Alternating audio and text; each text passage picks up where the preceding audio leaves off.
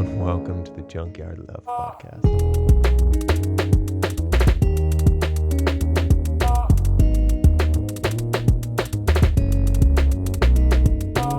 At what age do we learn how to have better conversations?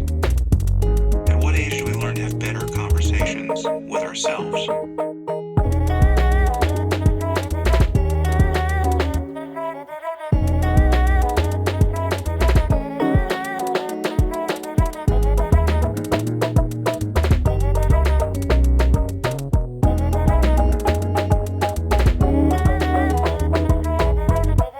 Knowledge is power.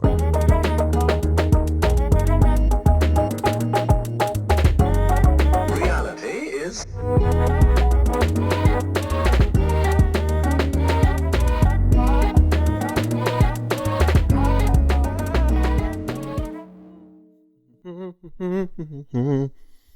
Let's get loose, you got the deuce.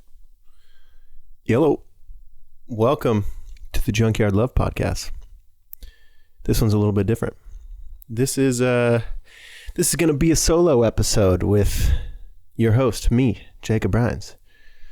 Today I wanted to, I had a podcast scheduled, but we had to reschedule last minute. So I was sitting there with my notes this morning. I was kind of taking some notes of stuff I was listening to. And I was like, I should do a general self-care episode. Just what have you learned? You've been doing things on your own for a long time now, Jake. What have you learned from doing such things on your own? What has not worked? What has worked? How does it work? How does it affect your life? I've done a lot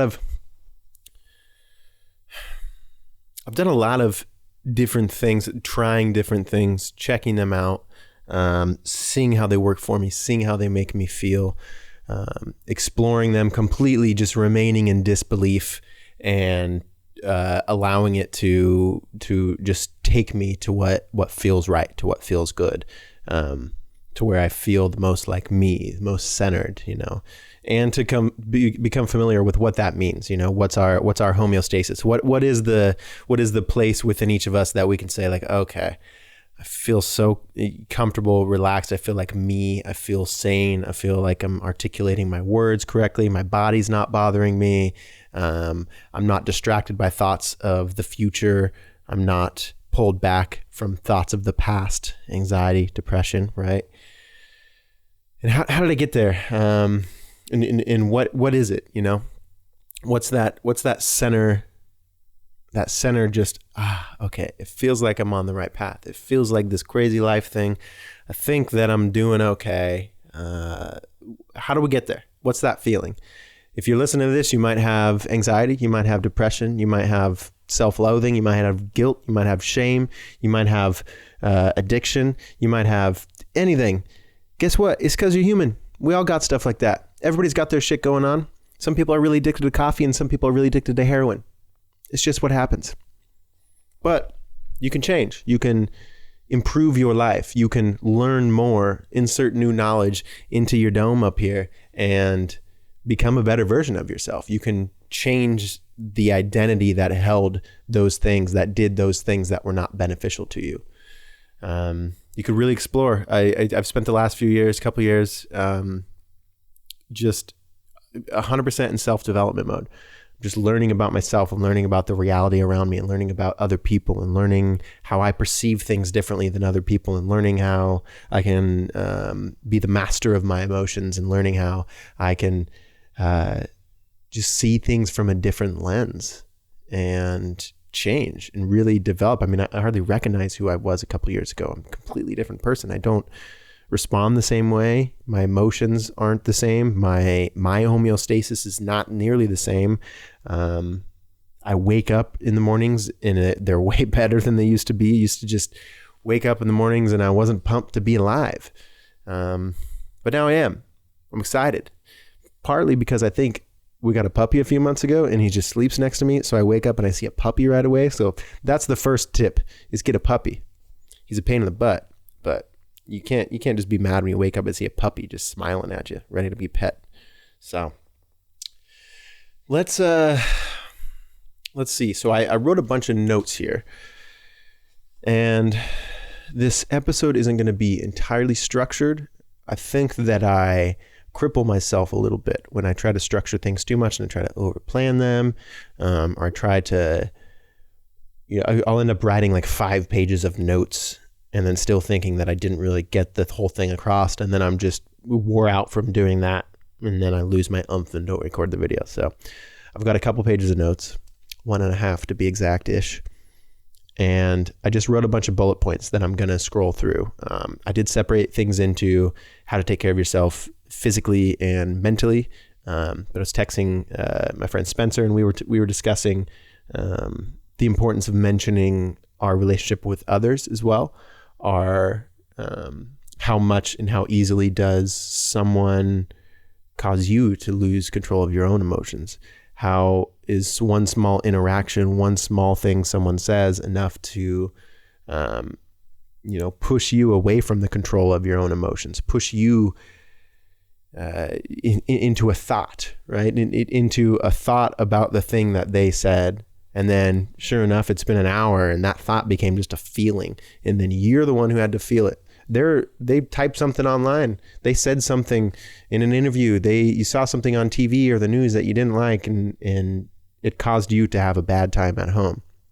So a lot of times other people's opinions or other people's way of wording things are enough to like trigger something within us. And if we don't have the ability, the power, the mind sharpening, the skill of noticing, right, of the awareness that it happened, man, that emotion can send you flying for hours. And it's happened to everybody. It happens to me all the time. I get better and better as I go along. The more I meditate, the more I learn about the nature of my own mind, the more I'm able to realize when I'm caught up in an emotion, when I'm caught up in like getting angry about something somebody said, and I'm not really logically thinking of how it's affecting me here. And okay, well, I mean, it's cool to have an opinion on that, but is it catapulting my whole mood right now? Is it catapulting my whole life? Do I have other work to do? Is it important for me to be mad about this thing right now because I've got important work to do instead of that? So there's so many different ways to take care of your mind. And that's all of these things, whether we're talking about the mental health, physical health, your relationship with others, they all pass through your mind, don't they? They're all experienced through the consciousness. They're all perceived through our 5 senses. We see things, we hear it, we smell it, we taste it, and then through and touch it, and through the combination of these 5 senses, we form who we are in our opinions and our reactions to things. And then thus for we kind of formulate a personality out of that. And I think there's a lot of us, especially depending on your age and your upbringing and what you studied and what you know and what your beliefs are prior, if you're anything like me, you've never really taken a look at your beliefs. You never really took a look at your values. You never asked yourself if you had values. You never really sat down and asked why you are the way that you are. And for me, when I started doing that, I started realizing a lot of the person I was walking around, a lot of the person who was like feeling this pain and this anxiety and this depression and thinking I'm this and having bad thoughts. And I thought that I had kind of become that person. My habits had lined up and made me into the things that I am. My childhood, my teenage years, the person that I had to be for those monumental times in my life to survive and navigate the world around me. That person that part of me didn't fit into my life now. I had grown out of the person who had helped me, who I had become from a young age, the person who protected me and the person who made me and allowed me to survive and allowed me to adapt and allowed me to realize what I needed to do. I was that person, but I got caught up in being that person. And you get to different times in your life where you got to be able to look at if it's working out for you or not. There's this scene in Get Him to the Greek with Russell Brand and Jonah Hill, where towards the end. He jumps off this, Russell Brand jumps off this, he's partying, jumps off a roof. Pardon me, fiddling with my pants here. He jumps off a roof essentially, and he jumps into a pool, a pool of water. Well, on the way down, he clips his arm on the edge of the pool there, and it just like snaps in, and there's blood, and it's just like hectic, and it's this ridiculous scene. But I just remember he has this part where he's like, Aaron, what I'm doing is just not working out for me anymore. Like he's just laying there in the pool. He got drunk in whatever party, jumped off the roof, and he's trying to be the cool guy, the egotistical, like, look at me. And he jumps off, and he's the one who suffers. Like, people might be cheering, cool, but then they're moving on with their life. They're like, haha, cool. All right, anyway, on to the next one. Like, who's going to make a fool of themselves now? He's the one who's experiencing it. In this movie, he busts his arm, and he says, Aaron, it's not working out for me.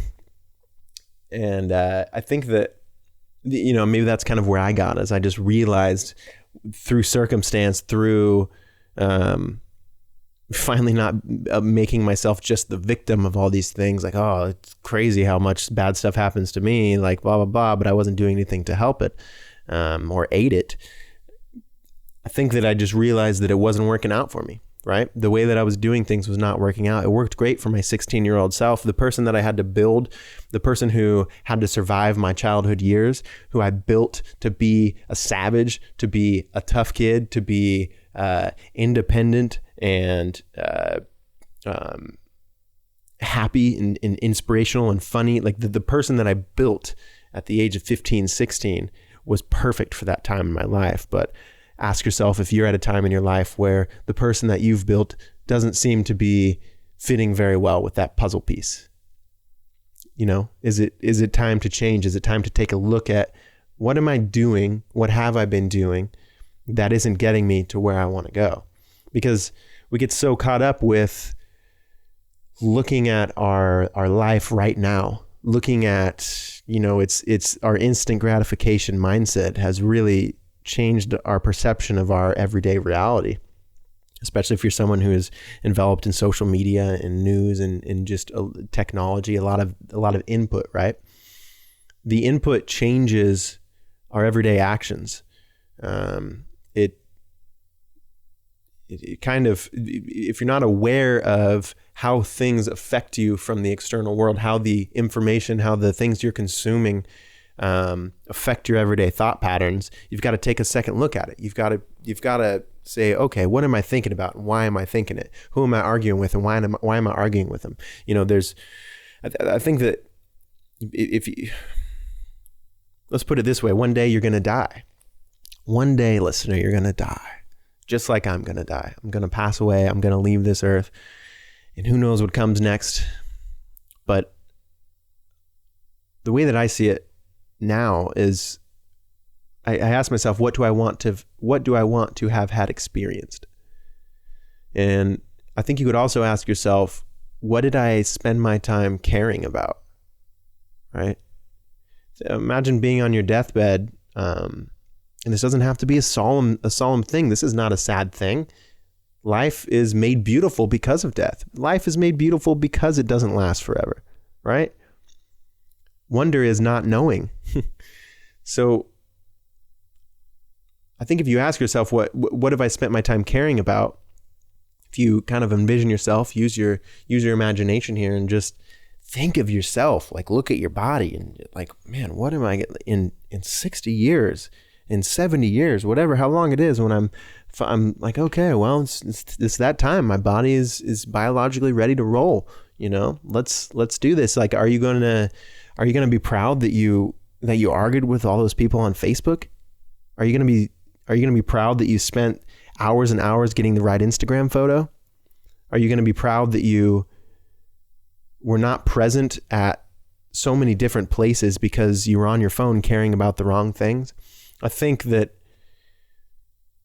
we just don't take a look at what we're doing. We're caught up in enjoying it, right? We're caught up in the act of doing, and it's distracting us from the act of living, So I guess the advice that I'm giving in this video, I'm going to get going here, is is just, I hope that everybody takes a look at where they're at in their life. I'm not trying to tell anybody that they're wrong. I'm not trying to tell anybody that I'm better than them. Certainly not that. I'm not trying to say these are the only ways. I'm not trying to point out where you're bad and point out what will make you better, as if that's, my opinion matters, or I'm following some, I'm no religious leader. I'm no like pastor standing up here and saying you're going to get into heaven and you're going to get these things if you do these things. I'm just trying to say, here's what's helped me. Here's what I've found out, and here's my understanding of it. And I have my dark days. I do. And I have human emotions, and I have bad days, and I procrastinate, and sometimes I don't eat that great. And sometimes I'll have, one too many beers when I'm like, oh, I think this is the last one. I'm like, fuck it, I'll do another one. There's so many. I'm human, right? But you're human too. So as you're listening to these things, if they trigger you, if they point out things in you that you don't like, if you don't agree with them, I just ask you stop and say, why does this trigger me? Why does this make me annoyed? Why do I think something about the person saying it rather than perceiving it through my own life? When I watch movies, when I'm interacting with a movie or a TV show, the way that I personally, just because my personality type, my perception of reality, right, is I live through them. I say, oh, what in my life is incredibly similar to this? And how could I draw the emotion from that? And how could I draw the essence of this scene from this movie by inserting it into me? It's not me watching the movie and I'm judging these people and I'm wondering what they're doing. I'm in the movie. I'm really thinking about, I'm just trying to imagine, oh, what if I was experiencing that? What if I had something very similar to that? And it makes me feel the emotions much more intently, I think. And it's just a way of perceiving things and a way of making your mind learn from everything that you're consuming. A lot of that we're consuming, we're just reacting to. We're just starting with a state of reaction. Instead of trying to perceive it and say, okay, like these people did those things. And I'm, if you're watching a movie about Hitler and you're sitting there and just, oh, I hate him and he's such a piece of blah and blah, blah, blah. But then like he teaches you the most incredible technique to play the saxophone that you've ever seen in your entire life. I mean, you were busy judging him, and that's probably the worst example I could ever think of off the top of my head using Hitler. Let's back up there. But I think that when we spend so much time projecting who we think we are onto the things that we're consuming, whether it's movies or social media or any of these things, news, even our day-to-day interactions, we miss the opportunity we miss the good in it. We're always trying to say, well, I'm this, and we're trying to assess who we are in comparison to what we're consuming, right? But there's so much more beauty and so much more to learn when you're perceiving things in a different way, when you're perceiving things through, how could I do that? How am I doing that? How can I get to the conceptualization of understanding that thing that they're expressing to me? So a good place to start is, let's say, mornings. What's your mornings like? Do you wake up in a reactive state? And what I mean by that is, do you wake up and check your cell phone? Think about it. You're dreaming about whatever the heck you're dreaming about, and you wake up and you forget it within, 80 seconds max. You forgot everything. I think it's like 20 seconds. You forget the first 20%, and then you're like right after you forget it. So you're forgetting the dream, and then think about, as your senses are coming awake, you're feeling your body, you're moving, you're stretching, giving that morning yawn, and you lean over and you're checking the time. The first thing, of course, that's why you check your phone, is because you got to check the time. But that's kind of what we tell ourselves, because if there's emails, if there's texts, we really want to check those too, right? Well, it's not great to start your day off in a reactionary state. Think about if you got some Apple News spotlight and they say, Trump tweets that all people on the left are libtards and he hates them. and then you're someone on the left. And so now your identity has just been activated within the first 20 seconds of your day. And you're like, dude, I'm pissed. This guy sucks, blah, blah, blah. And then you're fighting an argument in your head against somebody who's not actually there in front of you, not in physical reality. You are mad because you've almost just been given like a text or word curse, right? Like the magic words were shown to you from your magic box, this phone thing here, within a few seconds of waking up, and you were reactive. A lot of the times, the first thing when we wake up and we check, even if there's not any bad things to react to, we get on social media and we scroll and we see what everybody's up to. How was everybody's night? How's everybody's morning? What's everybody doing? And it's, I mean, you can learn a lot about dopamine and how like the light affects us too, of our phones. I don't want to make this video too much about like the science behind stuff, because I think I'll probably just fuck that up and tell you like the wrong statistics. I've learned it. I don't remember the exact, numbers and such, but I've applied these things. I've taken a look at them and see how they work for my own life. So what I do is I wake up and I try not to check my phone right away, especially if I know that I need to get to doing something. If I know I want to get up and meditate, right? If I know I want to get the momentum that I need to get. So I wake up and I control what I'm consuming. I like to not check my email and stuff. If you can keep your phone on do not disturb, even or airplane mode, and then not turn it off until you've been up for 30 minutes. So self-care. First thing you do in the morning, wake up, and what are your thoughts? Just observe your thoughts. As soon as your feet touch the ground, are you internally complaining about, oh, I didn't sleep very good, or oh, my neck hurts, or are you doing like a typical complaint to the person next to you if you have a significant other, or what are you talking about? Are you setting yourself up? Are you realizing that you just woke up to this day and say, what do I want out of today? Because if not, we just wake up and we're just a ball of habits, right? We just wake up and we do what the phone does, and then whatever the phone leads us to say afterwards, or whatever mood we're in, and then we just kind of zombie through, go downstairs, make your coffee and eat your breakfast and blah, blah, blah. I think really stopping yourself and putting a pin in your morning and say, what do I want out of this day? So be aware in the morning. Don't let your phone throw you for a dang loop, and don't let your phone control you. Don't let other people on the other side of the world control your physical reality right now. Don't let them activate your biological meat vehicle here. Like your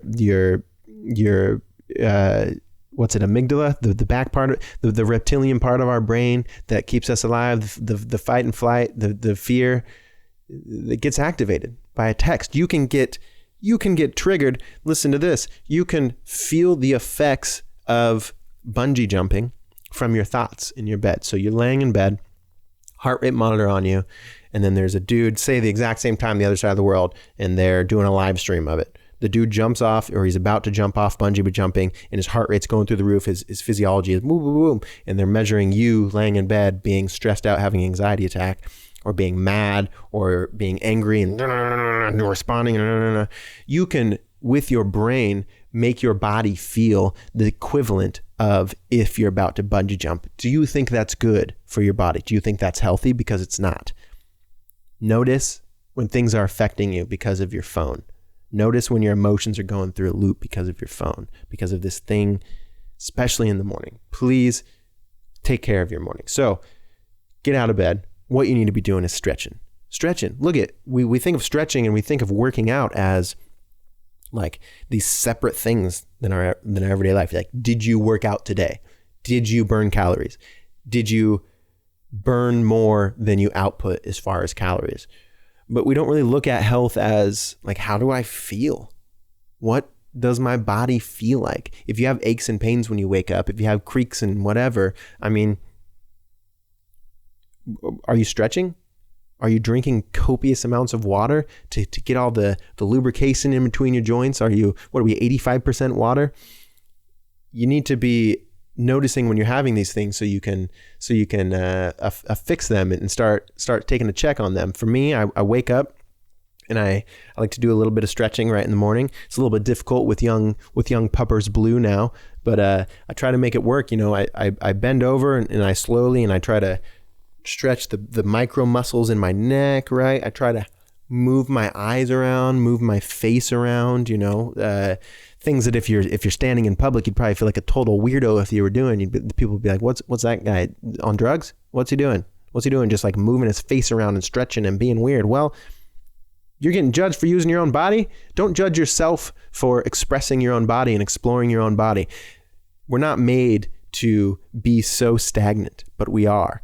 We have biologically advanced to this point that we are now as humans, and we're not prepared for the lifestyle that we had. The iPhone only came out in 2007, friends. 2007. Think about how different our lives are. And I'm not just talking about getting on social media in the morning at this point. I'm talking about how often we don't move. I mean, imagine we're hunter-gatherers, right? Paleolithic times.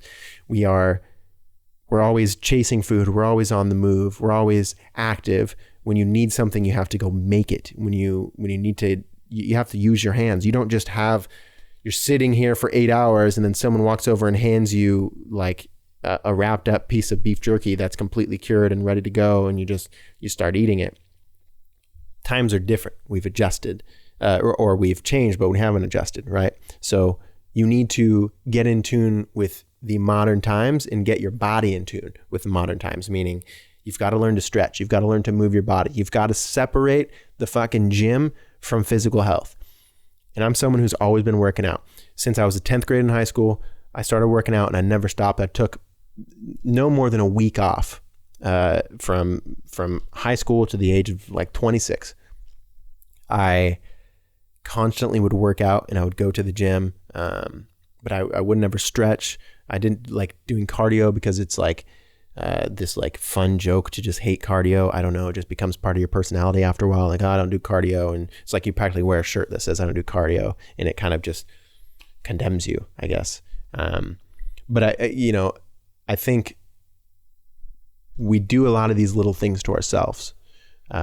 We separate them into unattainable, separate things. We think of working out as something that's going to burn calories, because if we burn enough calories, then our body's going to look good to other people. And when we see ourselves in the mirror, it's going to look good, and then we'll feel better and we'll be at that body weight, and that's good. Well, you're going to keep living. What about next year and the year after that and the year after that? What if you never figure out how to be healthy? What if you never figure out, what does it matter if you get to a goal weight?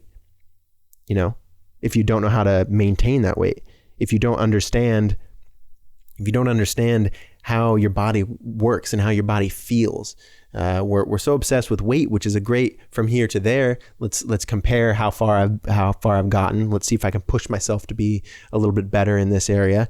Weight in these numbers, we're so obsessed with in our society, and they tell you like, you should be this if you're a female, you should be this weight, and you're a male, you should be this if you're this weight. Well, again, what about how you feel?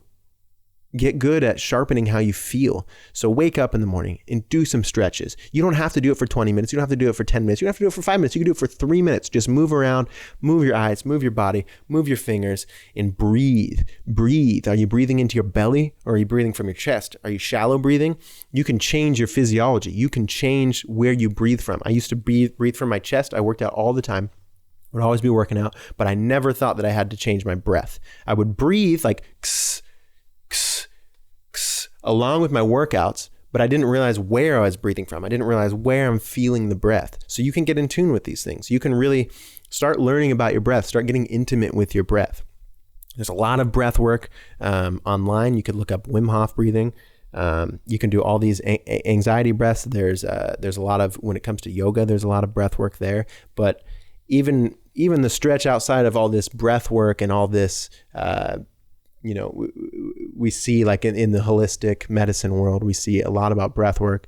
A lot of people use breath work for emergency situations, for handling anxiety attacks. It's all wonderful. But I think that before that, taking a look at your breath and noticing at all times, just throughout the day, just try to think of like, where's my breath right now? And if it's up in your chest, and if it's shallow, and you're not really feeling your body, maybe you just, oh, okay. And then try to mentally put your breath down in your belly.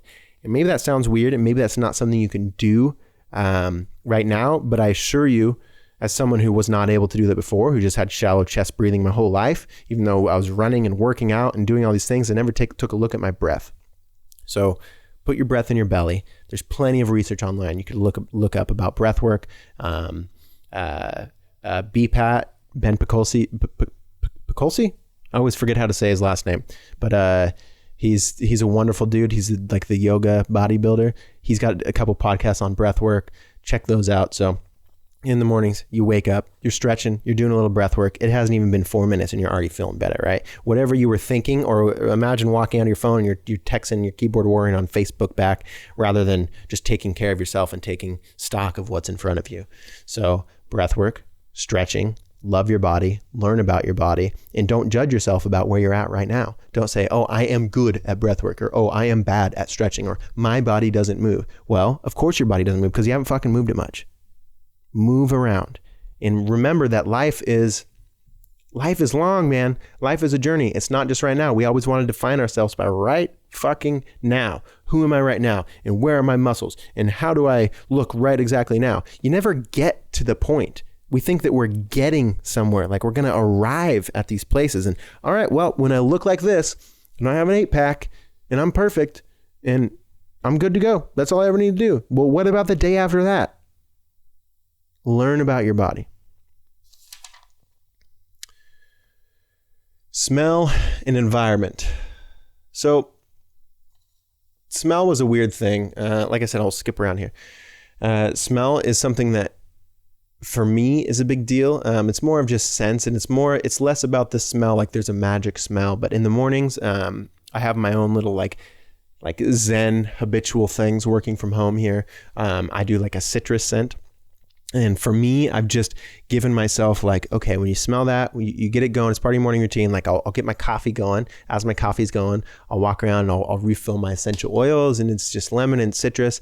And it's not because I have information on citrus being the best for focus and it's the secret entrepreneur hack. No, it's just that I've given that power, and I like the smell of citrus. And so I know, all right, Jake, you're smelling that citrus, you're smelling that orange, that lemon, that tangerine.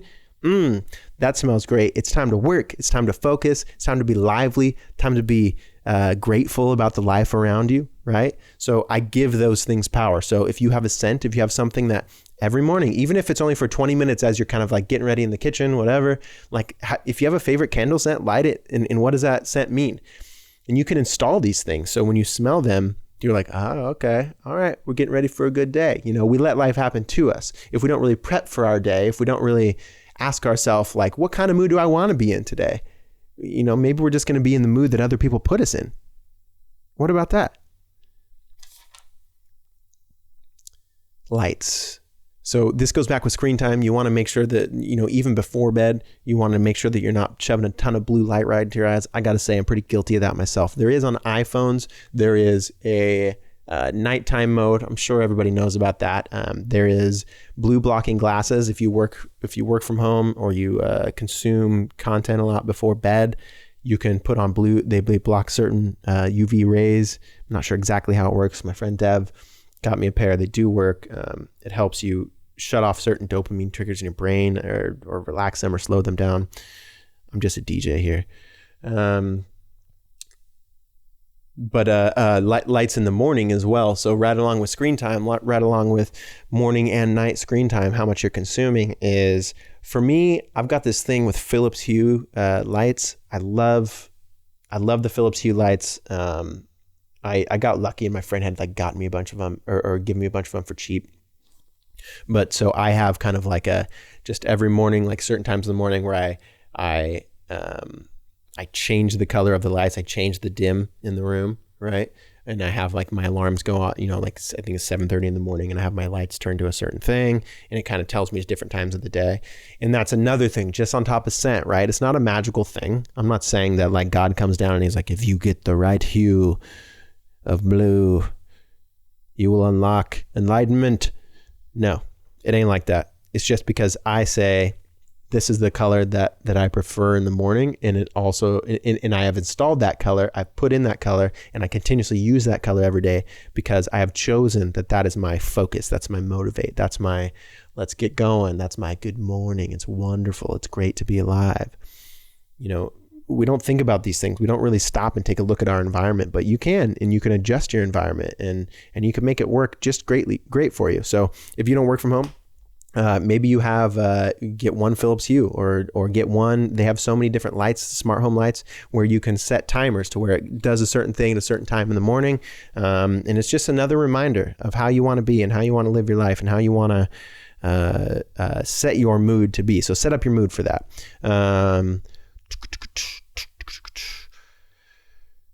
Grounding's good. In the morning, I try to, not every time, because sometimes it's just like, woo. But in the mornings, I do try to take my shoes off when I go out to take the dog outside. Try to connect to the earth. There's a ton of information on barefoot, on grounding techniques, on, look, we're from the earth, right? This big old giant space rock, evolution-wise, we're the thing that grew after it. So whether you think you're a starseed, whether you identify as a starseed or not, you probably are one, right? So we're all just coming from this earth. And so it feels good to reconnect with it. There's so much research you can do on that. A lot of it's pretty woo-woo, and a lot of it seems strange, but man, there is something about going outside in bare feet and, whether maybe not in the morning, but if you want to go outside bare feet and just yell, that probably is going to feel pretty damn good. You're going to feel, you're not going to be able to explain it, but you're going to feel lighter afterwards. You're going to feel like you let it go. There's some connection to the earth that we need to reestablish. We're so distant from the earth. We have shoes now. We've had shoes for a while, right? But we haven't, on the timeline of humans, I don't think we've had this like rubber, electricity blocking situation for too long. I don't know that we know how much it really affects. We're energetic beings. We're affected by those sort of things. So get outside, get bare feet, see if it works for you. Try that out. In the mornings, fasting. I'll suggest fasting. I've been doing it for the last, year and a half. Most days I intermittent fast. And by fasting, I mean, I don't eat after a certain time at night. So let's say after 8 or 9, I don't consume anything. It's just water. Because if it has any calories, it'll make you break your fast. So no calories, just water before bed. And then I wake up and I don't have breakfast. And everybody says breakfast is the most important meal of the day, but that was probably Kellogg's food guide pyramid trying to sell us some shit and trying to lie to us. So breakfast, break fast, as we've discussed on the podcast before. You're breaking your fast. It's the longest time that you've gone without food. You were sleeping. I grew up thinking that my blood sugar was always low and I'd get shaky and I'd like mentally convince myself that I didn't feel good and my body felt really bad and I didn't like being uncomfortable, and so I'd have to eat. But once I started pushing the edge, like, all right, try a little bit longer, and just working and consuming, I would be like, oh, okay, it's been like I purposely wanted to not eat, but now it's been a couple hours since I even thought about eating. I'm not even that hungry and it's been 12 hours already. Okay, let's just wait 2 or 4 more hours. I'll be fine. And then, so the next day, you stop eating at a certain time, and the next day you're going to say, I'm not eating until this time. And then you just stick to it. That's all. That's it. Maybe have like an emergency. I feel like I'm going to die and I'm at work. I have an important meeting and I'm feeling all shaky and like a weirdo and like I'm talking too fast because I'm just fasting. I'm not used to it. My metabolism is going crazy right now. Have like an emergency granola bar so you can break your fast for sure, especially if you don't work from home. But otherwise, for fasting, it's as simple as set a time. I'm not going to eat till 2 p.m. I'm not going to eat till 11 a.m. Whatever gets you to 14 or 16 hours, you don't have to be crazy anal about it. You can do your own research on this. Please do your own research on this, on fasting, on what works for you, and longer fasts. But for the most part, just consume water, and minerals are going to be kind of important here. You're depleting your body with a lot of sodium. So me personally, if I'm fasting for more than like my typical 12 or 14 hours, I will add some salt water, some sodium. I like pink Himalayan sea salt to my water, and it just gets me the minerals and gets me moving around and makes sure my body's not depleted of sodium. So I just do wake up in the morning and I don't have no food. The only thing that I consume is coffee. I have a couple of vitamins that I take, but those are non-fat soluble vitamins. And there's obviously no calories in those. And well, they're not even vitamins. I won't go into it. But so I wait to eat until I hit the 14 to 16 hour mark, and I have a cup of coffee though. So I wake up and have a cup of coffee. I don't put creamer in my coffee because if there's any calories in your coffee, just coffee by itself, not flavored. Even if it's coffee pods, don't put in the flavor. You don't need the flavor. Just get black coffee and deal with it. It's great. It starts growing on you. Now I love black coffee. Now I don't even want all the frou-frou stuff. I slowly started working towards it. So if you're, wherever you're at, if you have creamer in your coffee, maybe slowly start working towards it. Get some nut pods, get some different kinds of creamer, get some non-dairy creamer. And then maybe next month set a date and be like, all right, this is the day I'm not going to drink coffee. And then dude, give yourself 4 days. 4 days later, you're going to forget or not going to drink creamer. 4 days later, you're going to forget that you loved the taste of coffee with creamer. Like 5 days later, a week later, just have patience with yourself. Realize, oh, I don't get the most mouth pleasure that I want in the morning. Big deal. You're choosing mouth pleasure over something that could benefit you greatly. Fasting, I fucking love it. Cognitively, it's one of the best things. It's great for inflammation. I have redness and like eczema and dry skin and weird skin infections on my nose. And it really subdues when I'm fasting. So there's a ton of benefits of fasting. Please look it up, see if it's right for you. Be careful, work your way into it, but give that a try. Self-care, fasting, check it out. So diet before bed is kind of important. Try not to eat within 3 hours of going to bed, even if you're not fasting. It's just a good rule of thumb to not have your digestive system trying to crank away and work while you're sleeping. Man, sometimes it doesn't always happen, and you don't have to go to bed angry if you're like, oh, I just ate because I was starving. Don't go to bed being mad at yourself if you did eat. But start to notice, okay, what time is it? Am I going to die if I'm hungry? Is it the end of the world to be hungry, Jake? Is it? Because it's not. And you just kind of build that resilience. You tell yourself it's okay. I don't have to please my mouth right now. Yeah, I'm going to go to bed in 45 minutes. I'm not super tired right now. I'm trying to wind down. Normally what I do is I eat a whole bag of chips on the couch until I fall asleep, and then I get up and I go to bed. Well, you're choosing that over how you feel in the morning.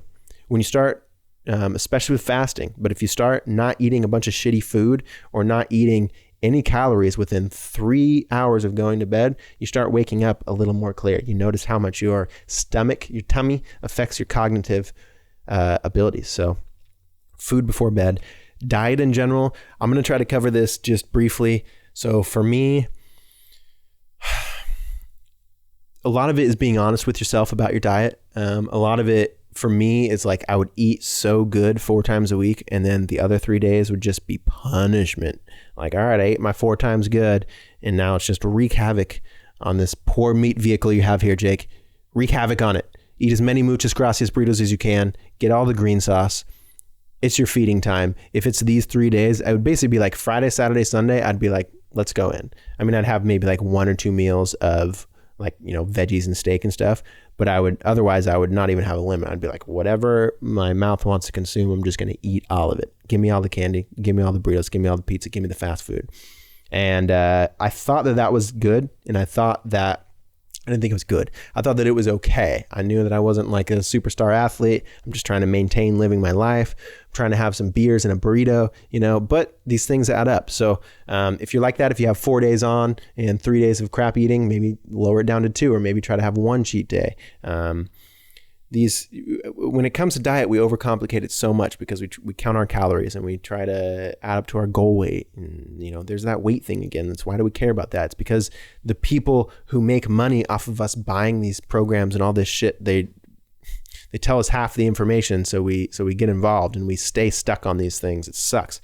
Learn about your body. Diet wise, inflammation. Inflammation is one of the most common things that causes so much bullshit. I think when we're later on in civilization, when we look back and we realize what's been killing us, we're going to look at inflammation as like, dude, that's up there with cigarettes. Like if we just focused on not having on foods that didn't cause us to be inflamed, I mean, cigarette, sugar. So sugar is not just in Sour Patch Kids and chocolate bars. Sugar is in fucking everything. Artificial sugar, just because it's not one of the 5 things that the FDA says that they have to have on the package, does not mean that it's good for the human body.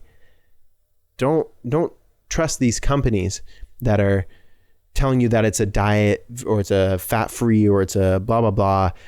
Don't be a sucker to those things. Please.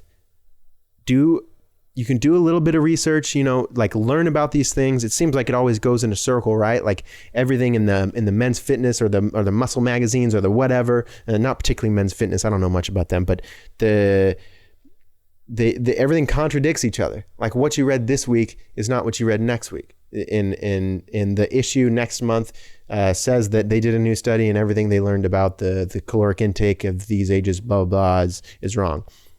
I think that all that stuff that we think we need to get into when it comes to fitness as you're just your average day, everyday, just motherfucker, it's too much. We're not huge athletes here. If you're just a regular person that wants to take care of your body and not feel like crap and not be ashamed of the person that you, that the food you're consuming has made you look, just don't overthink these things. You don't need to do a ton of protein powders. You don't need to do a ton of vitamins and supplements. I do recommend some, find what works for you. But at the beginning, if you're just like, I want to stop eating so crappy and I just want to like learn about my body, inflammation, man, just learn about inflammation. Is this going to inflame my body? Start there.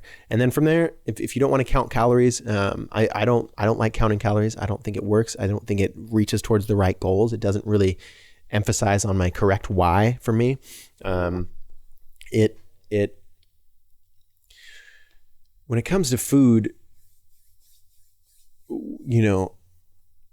if you just think of it as mouth pleasure, right? If you just try to say, you don't have to like hate yourself for everything you're eating. That's for sure. You don't have to analyze everything that you're about to put in your mouth and say like, is this good or bad? But there is some benefits to that. There is, you feel really good and you want to relieve that feeling of hunger. So you eat, but then if you immediately feel self-hatred or you feel guilt or you feel shame or you wish that you didn't eat it, maybe that's something that you shouldn't be eating. If within 5 minutes it makes you feel, ugh, I don't like that. I don't know if that's the best thing for you to be eating. Just listen to your body. It's obvious stuff, right? Like get your greens in there. There's all these diets, right?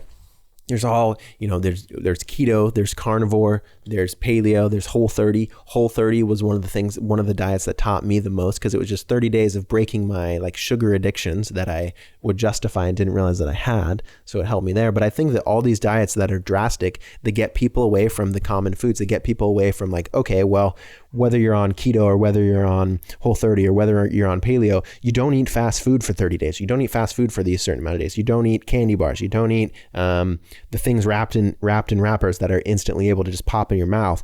All these preservatives, sure, the FDA approves them, but the FDA says, it didn't kill you after 6 months. Market it. Everybody can have it. The laws aren't exactly looking out for us.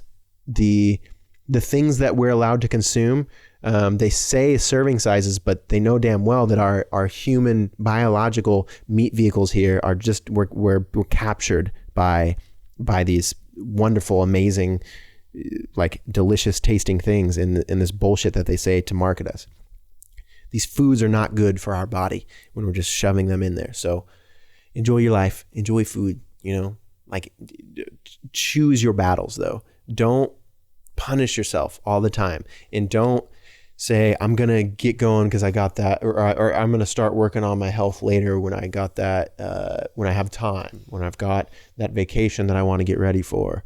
Look at your health in a different way. Change the view. The person who is viewing health, the first person who is viewing your body, what does he think? What does he feel? How does he feel when he's eating these certain things? How does she feel when she just ate all that food and she feels self-loathing? And how does that affect other areas of your life? Like you eat bad food, you feel bad, and you think that's all just weight related. And well, now the number on the scale went, but what about the cognitive things you just did to yourself? What about the sadness that you feel? What about the shame that you feel? What about there's a lot of things that are attached to these to our food consumption that we don't have to feel. And I know it's hard, and I've gone through my weight gains, and I've gone through my constant inflammation. I feel better now than I've ever felt because I've learned more about food. I've learned more about my body. I've learned more about other ways.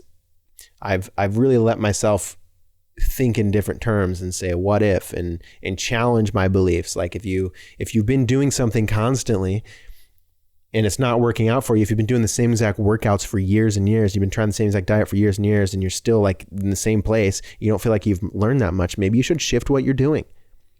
Adjust. You aren't this person forever.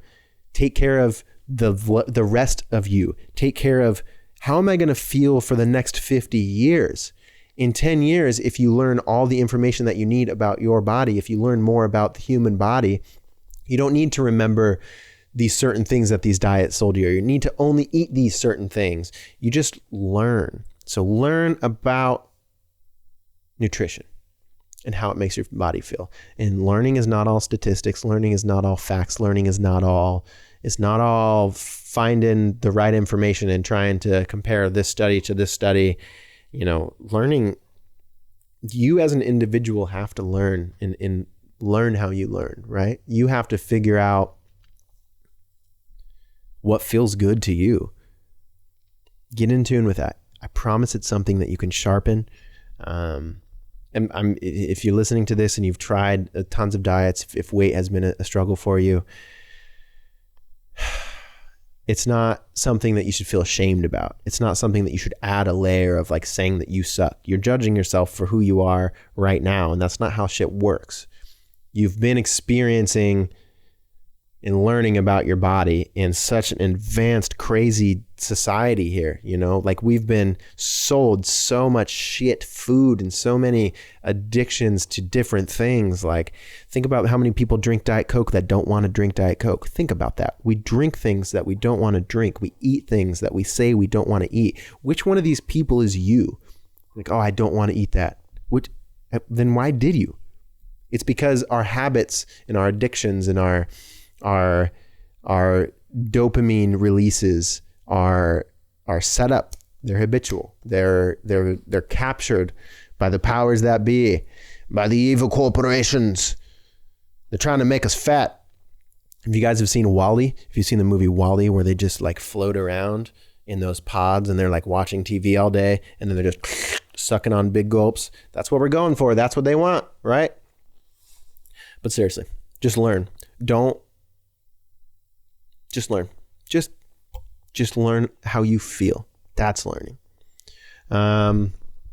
We're going to go with caffeine. So I mentioned coffee. Don't have too much of it though. That's something that I would drink a couple monsters. I used to work at a lumber mill. I worked at a lumber mill for 5 years, and Monday through Thursday I worked at a lumber mill, and then on the weekends I would be DJing or working on schooling. And I would on both of those days when I'm working at the lumber mill, I worked graveyard, and then on the weekends I also worked, of course, nighttime, so I didn't go to bed till 4 or 5 in the morning. DJing, clubs don't get out till 2:30, and then you got to pack up and go home, you know. So of course it's just burrito and sleep. But so I would not plan my sleep very accordingly often, and I would only sleep a few hours, and then instead of trying to get a nap in here to feel more of myself, as I would just consume more caffeine. And then I would separate that from when I was getting crippling fucking anxiety all the time. And it wasn't just caffeine, but the caffeine is definitely enough to punch you right in the dick and say, be stressed out about this thing right now and feel it in your heart. And then you start thinking about your heart beating too fast, and that makes your heart beat faster. Yeah, we've been there, huh? Caffeine intake. How much are you consuming? They all have milligrams. Soda has caffeine. Energy drinks have caffeine. Your coffee has caffeine. How much are you consuming? All these extra shots, like, sure you're feeling great, but then you're gonna have a crash. How much better are you gonna feel if you just get some better sleep, right? And that's something that's a huge thing too, right? That's something that I care about now more than I used to, is sleep. I used to not give a crap about sleep. I prided myself on sleeping 4.5 to 5 hours a night. But it's so you're not healing. Your muscles need sleep to heal. Your brain needs sleep to heal. Like think about studying for a test, how exhausted you feel afterwards. Consuming things with your brain, consuming content makes you exhausted. You need extra sleep from that. Sleep is something I won't go too far into. It's so important though. I think the biggest thing that I want to mention here, just because this is where I used to tweet, back when I would use Twitter a lot, I would tweet that I hated naps. I thought it was my personality. A part of Jake Rhines' personality was, oh, Jake hates naps. He makes fun of them. He thinks there's no time for naps. Like I had that as part of my personality. And I'm not saying there's nothing wrong with that. Like you don't have to love naps, but it kept alive the fact that like I can fully function on no sleep. And then it projects your everyday actions into fulfilling who you think your identity to be, right? What we think we are, we're going to enact, we're going to do. We're going to, like, if I was sitting there dozing off and I could probably have a couple hours, I got to play a gig later, I should probably sleep now because I don't want to nod off as I'm driving home at 4 o'clock in the morning on the freeway for an hour, because you get tired when you're up late, obviously, right? Well, I could have taken a nap earlier, but my personality says, I hate naps. I'm cool. Naps are for sissies. Well, I'm glad I changed that. And now I don't think naps are for sissies. I think naps are for smart people who need naps, right? If you need a nap, take a nap. Take care of your sleep. You know, the amount of time that we stay up late just jamming, and not working at full capacity, just check. When you're tired, say, what capacity am I at? Am I working at like 40% right now? Am I 32%? And then if I just slept for a few hours, or I just went to bed right now and maybe woke up earlier with some discipline, if I woke up earlier, would I feel like I'm working on this paper at 70%? Because, you know, where's the in-between for you here? Ask yourself where you're going to do your best work. Don't be afraid of sleep. Sleep is good. It's how you recover. We need sleep. We got to recharge. Earning your morning generally, I guess that's kind of a jump around again, but earning your morning is really an important thing. Whether you got good sleep or not, just really taking control of your morning, like taking stock of how you feel. And then if you don't feel that great, saying, all right, here's how I feel. Here's how I'm going from that. Like work from where you're really at. Take stock of where you're at in the morning, win your morning. If you wake up with someone, if you're someone who wakes up with depression, sometimes I wake up and I'm just like, dude, it's not a good day. I'm feeling rough. I don't know if it's things that I'm, the last couple of years it has improved, but I do still have my days, once, twice a month, sometimes farther in between. If I haven't been like super on my diet, I notice I'll wake up and it's like, I could look over at Shay and just say, it's not one of those days. But what I do, instead of self-wallowing and saying, I'm here and I'm feeling this, and I need to be taken care of, and it's the saddest day ever, and I'm going to wallow in this, and I'm just going to really think about why I feel like this, and I'm going to loop it, and I'm going to stay in this loop all day. I say, well, I've got a farther start line. I'm just farther back. I've got to work harder to get where I need to be. Maybe I'm not going to be in the best mood. Maybe I'm not going to be able to get to like the super happy, exuberant, obtuse, sharp, great, ready to rock Jake, but I'm not going to let it defeat me. I've got a life to live. I've got shit to do. I'm going to say no to this depression. So wake up if you can, if you have the strength to say, no, man, I'm going to try. And it's not about getting to be perfect. It's not about getting to be, all right, I feel the happiest I've ever felt. I feel such equanimity. Now I can get to work. That's not what it's about. Maybe you're searching for that. You're leaning towards that. That would be great. That's what you're comparing your current thought to, right? But you need to just grab control of it. You'd be surprised, you'd be amazed, you'd be blown away at how much strength you're given by just grabbing hold of your morning. And by that, I mean, all right, I'm having a bad day. For me, I wake up, I'm like, it's a depresso day. It's Jake the depressed guy today. That's who he is.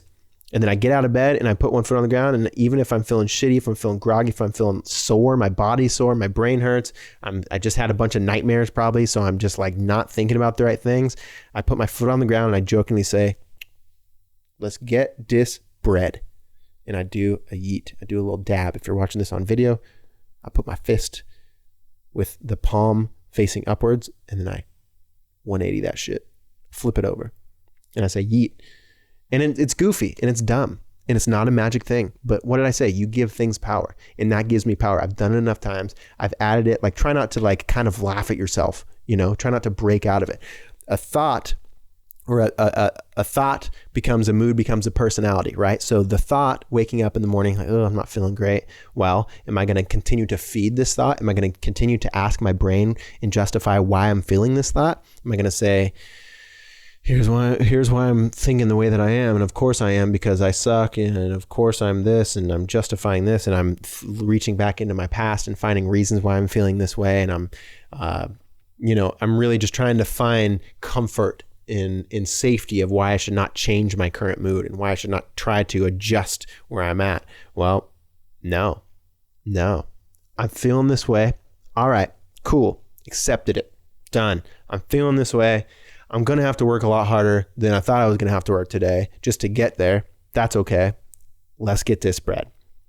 So what I do is I put on my biggest thing in the morning, and I do this even when I'm not feeling sad. I do this actually fairly often. Like I said, don't go checking on your phone. Don't go browsing through your phone. Don't read your emails. Don't read your texts. But pull up YouTube and just search morning motivation, and just, take a quick finger. Don't go obsessing. Don't go looking through too much shit, right? Don't let your phone pull you in, but just click on one and see if it jives with you. Listen to it, put headphones in. As I'm getting ready in the mornings, I'll put headphones in. As I'm letting the dog outside, I'll have headphones in. And it's just, a lot of it's kind of cheesy, right? A lot of it's kind of this like, don't let fear, say no to fear. Like, it's a lot of like intense stuff sometimes, but a lot of it's psychological, like just kind of giving you advice of how to conquer your mind. There's so many different compilations of just motivational videos. And look, if you're someone who doesn't identify, that shit don't work for me, that shit's corny, I don't like that shit. Well, do you like being sad?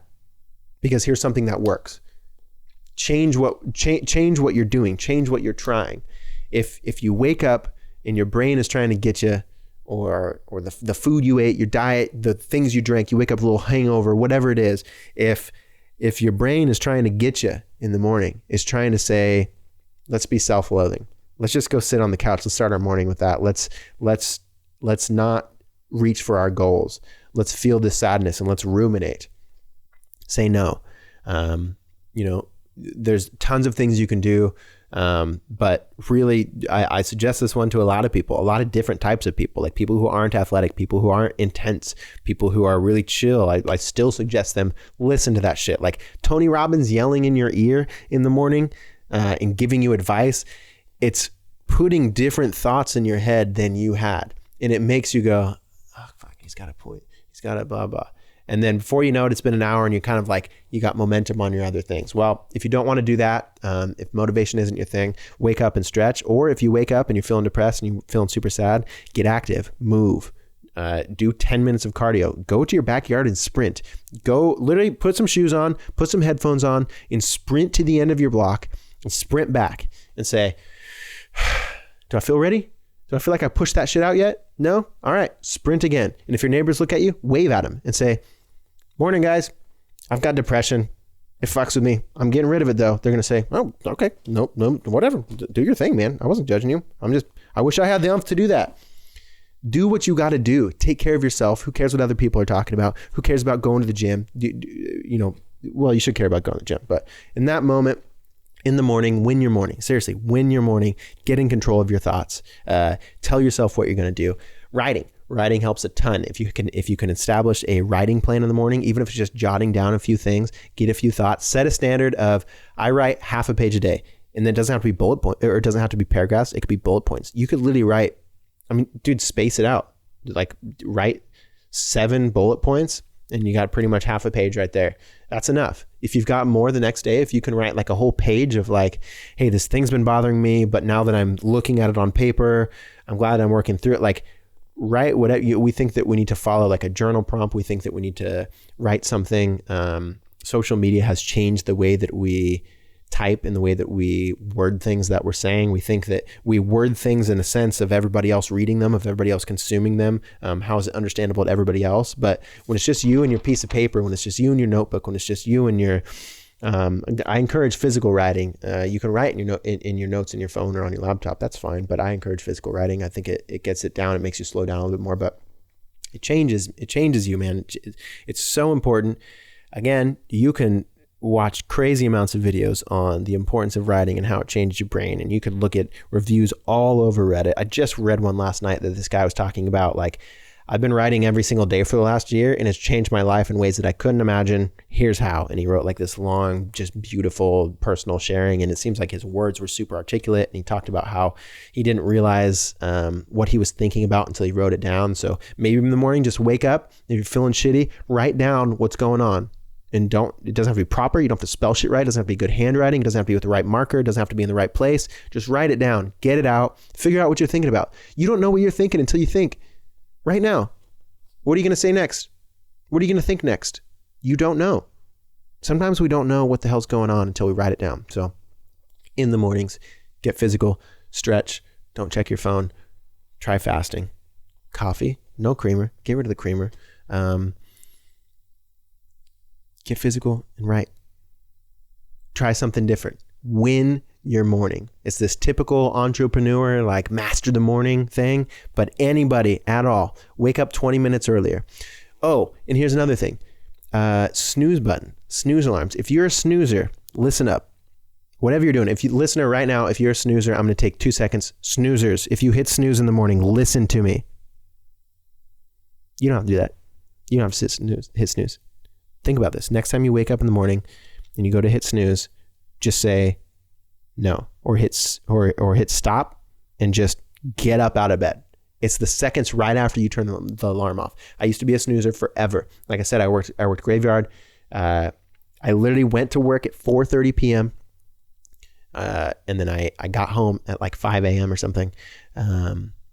So I wouldn't wake up till 11:30. So every day I'd be woken up by alarm because you don't want to like miss the day, of course. So wake up from an alarm and I would hit snooze and I would lay in bed for, it'd be this like hour of like kind of towards the end, I'd be checking on my phone and checking social media and trying to comment back and stuff. But mostly I was kind of just nodding in and out of like waking up and hitting snooze. Like you fall asleep for 4 minutes and then your hands on your thing. That stuff sucks. Don't do that. You got this. Do not hit snooze anymore. If you're a snoozer, stop. I just don't think it's good. It's terrible, actually. It feeds the wrong beast as far as I'm concerned. I actually, I'll say maybe I was lucky. Maybe something just clicked for me, and I hope it can click for you. But one day I actually just decided I'm not going to hit snooze, or I decided before bed, and I was feeling particularly exuberant about it, obtuse about it. I felt confident in it. And the next morning I woke up and I'm not even sure my alarm went off, but either way, I didn't hit snooze. I just got out of bed. Like once your feet are on the floor, yeah, it's going to be colder than inside the bed. Yeah, it's not as comfortable. Yeah, you want a few more minutes, but we have these personality traits of like 5 more minutes. Come on, 5 more minutes. That's like this typical thing we saw in movies, and like we saw it as we were watching all these cartoons growing up, and it's really harming us. Win your morning. Stop hitting snooze. Here's one more good thing about the snooze thing that you could try. Mel Robbins, who is a motivational speaker type lady person, and she has this 5-second rule, and it's so simple, but it works, and you can train yourself to use it, and you'll be using it in the background of your subconscious mind without even realizing it once you train yourself. 5 seconds. So you wake up and you're a NASA countdown. No options. It's not a fucking option. In 5 seconds, I'm out this bed. 5 seconds. So you wake up, alarm goes off and you hit snooze, and you 5, 4, 3, 2, 1, and your feet are on the ground at 1. Give yourself 5 seconds and don't get past that 5 seconds. You can use the 5-second rule. It's so simple. It's so overly obvious, right? Try it. And what you do is you make it a habit, or just a sack of habits, guys. You make this 5-second rule a habit in the morning, and it gets you out of bed. If you hit snooze and you don't want to be hitting snooze anymore, you don't have to. It's part of your personality now. You've been doing it for a long time, but it's because we're a victim to a lot of what we think is normal and what our phones are doing to us, right? Don't hit snooze. You don't have to. I haven't hit snooze for freaking ever. I actually wake up without an alarm a lot of the times now too. But snooze, if you snooze, you lose. Stop losing. Win your morning. Caffeine, breath work. I talked about breath work. There's a ton when it comes to breath work, but I really just think start the journey, right? There's a lot of info there. A lot of it's weird. I understand if you don't want to go outside and do like the weird Wim Hof breathing and your neighbors are going to think you're crazy. For one, screw your neighbors, and you could probably teach them a thing or two, right? You should be able to take care of your own body without being made fun of, right? Yeah, you should. But I get that it feels weird. But that, man, for me, going outside, like especially in the morning, going outside and taking in some big old breaths, it really calms you down. There's a lot of work around that. So at the very least, just become aware of your breath and how am I breathing? Where's my physiology? And right with breath, you can look at posture. Right in the mornings, posture is another things you can add in the morning. All of these things are relevant for non-morning activities too, by the way. At any time of the day, where's my breath? Is it in my belly? Focus on it. You could change it. You can sharpen it. I did a bunch of singing lessons, and I started to notice that my breath not only went lower and it was sitting in different areas of my body, but it was kind of more of a 360 degree breath. So we have, if you put your hands on your obliques, let's say index finger. So we're going to go like this. We're going to do like little pinchers, all four of our fingers together, little pinchers. And we're going to put it on our low ribs right there. And we can feel our four fingers on either side is in like the fleshy fun part of right underneath our ribs there, our little belly here. And then if you feel your thumbs back there, so you can actually feel expansion back there. I'm not sure exactly how big our lungs technically are. I mean, they're pretty big. I think they're up higher than anything, but you can feel expansion in your organs or whatever it is back there from a belly breath. And I was able to feel that more after I did a lot of singing exercises, a lot of like Om chanting, a lot of breath work, those sort of things. And it wasn't something I purposely, meant to do. As like, let's see if I can get my 360 degree breath. It's just after a while, you kind of change your stagnant state. You change your homeostasis to have a breath in a different area of your body. So breath work, just you can feel where it is physically with your hands or not. Just be aware of where your breath's at. It's not wrong wherever your breath is. If it's shallow, that's okay. If it's deep, that's okay too. But just kind of note where it's at throughout the day, especially in the morning. And you can adjust it. I've got a lot more to do here, but I committed to making this video. So let's keep going. Pornography. Let's talk about pornography.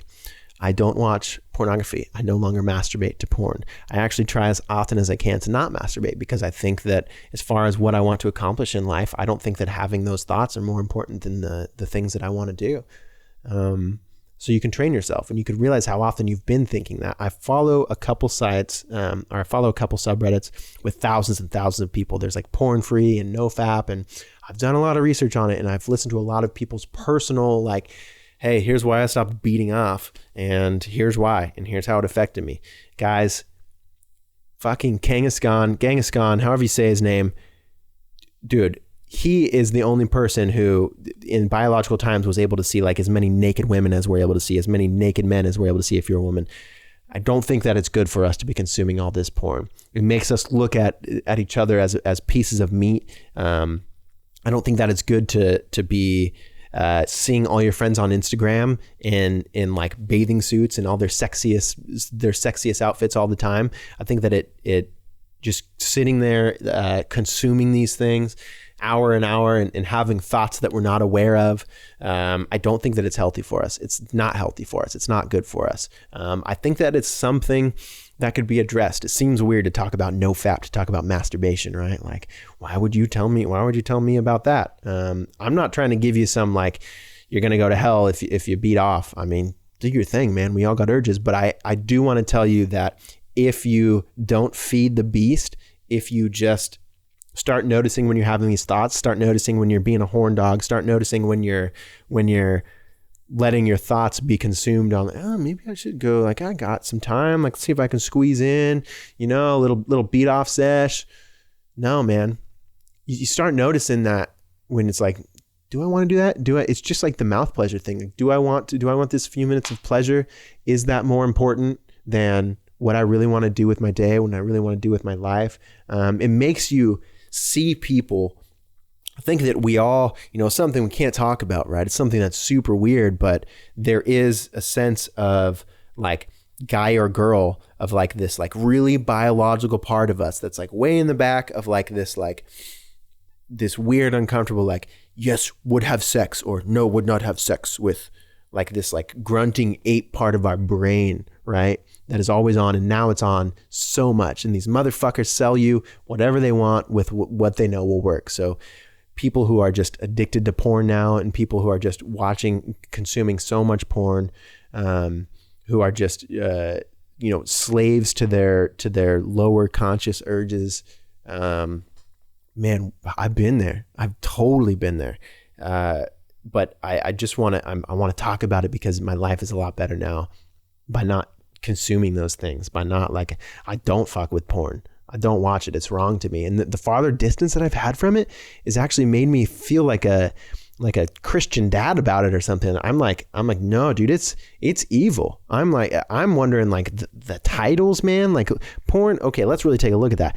The titles of things, that's weird. Like stepson bangs stepmom when he's not, like the weird things that they're planting in our head. I mean, this affects, the way that we see the world. It affects our small urges. And I think that if you really want to win, and be your higher conscious being, if you want to be the best version of you, if you want to feed the good wolf, not the dark wolf, here's just one little thing that you can do that will really start shaping that, like telling that wolf, nah, bro, you don't control me. I'm not just going to act on my urges. What are you talking about? You can sharpen that voice that's like, get down, wolf.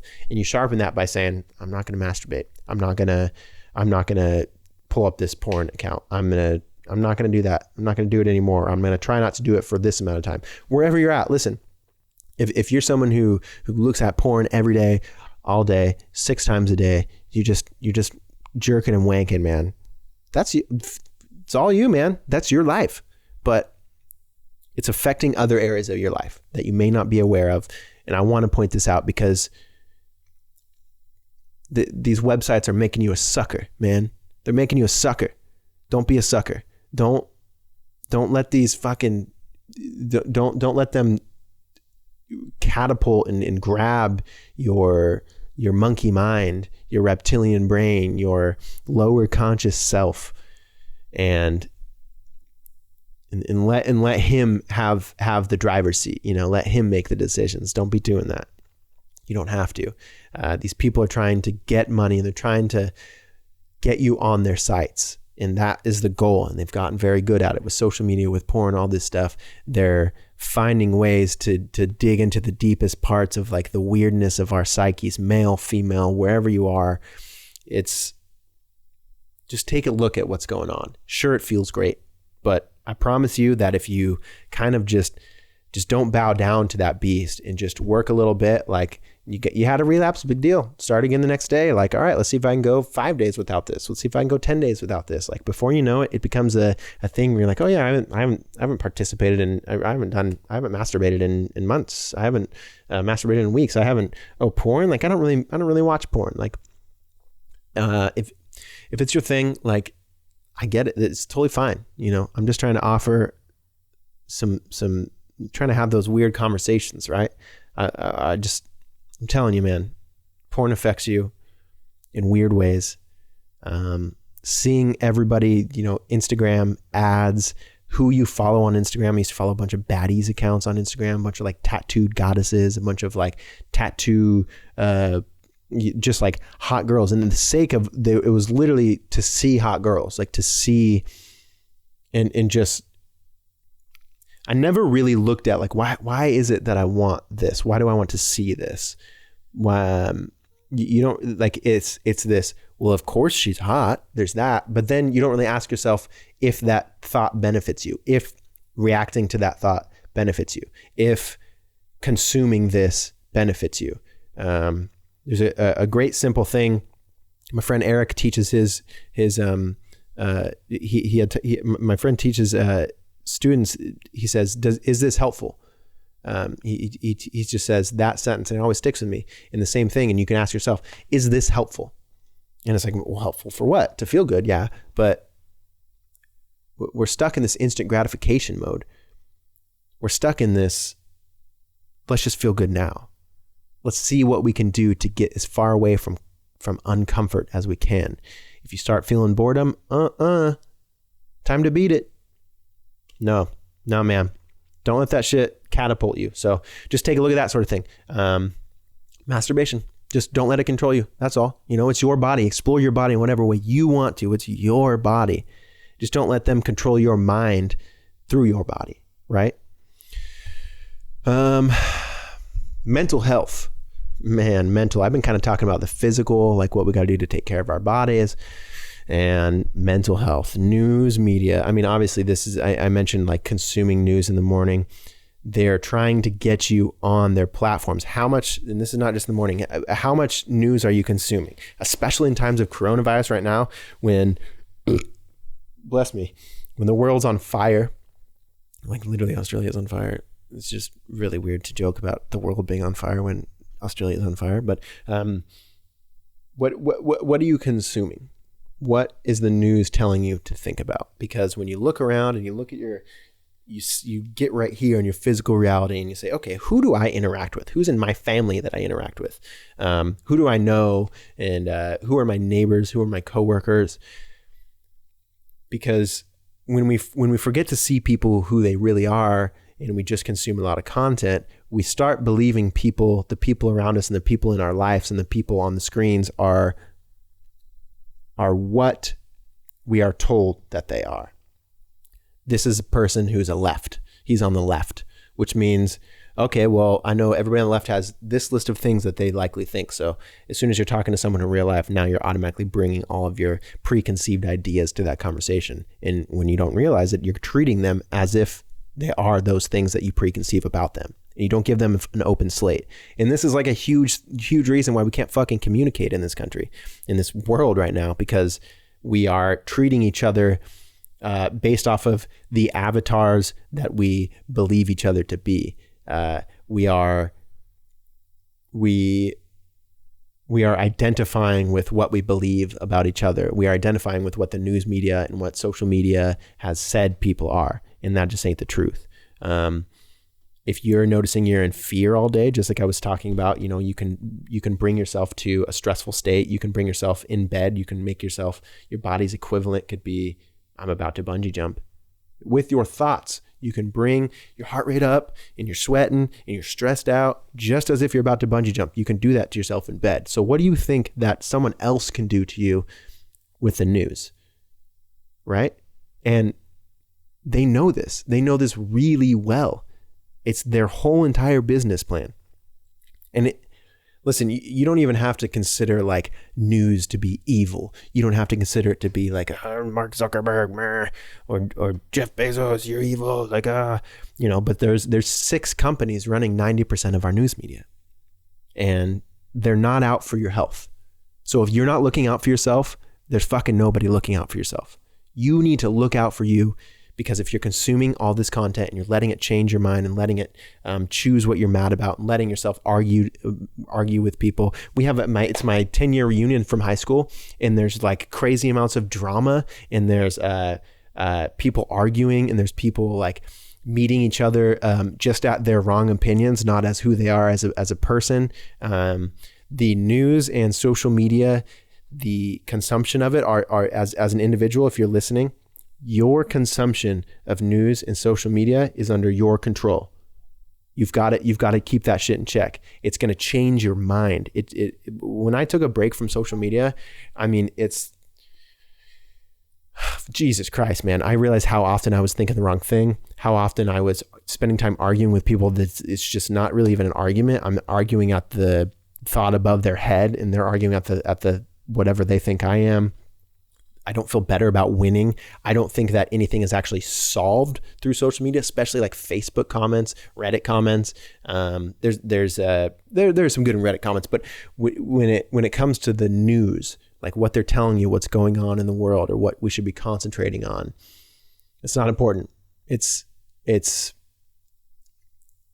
not important to be rather checked in 24/7, right? It's not important to be what they say is important when they say it's important. is not actually what's important. You need to double check that, because you get alerts to your phone, like Apple News Spotlight, like Trump slams the Dems, and it's like 4 p.m.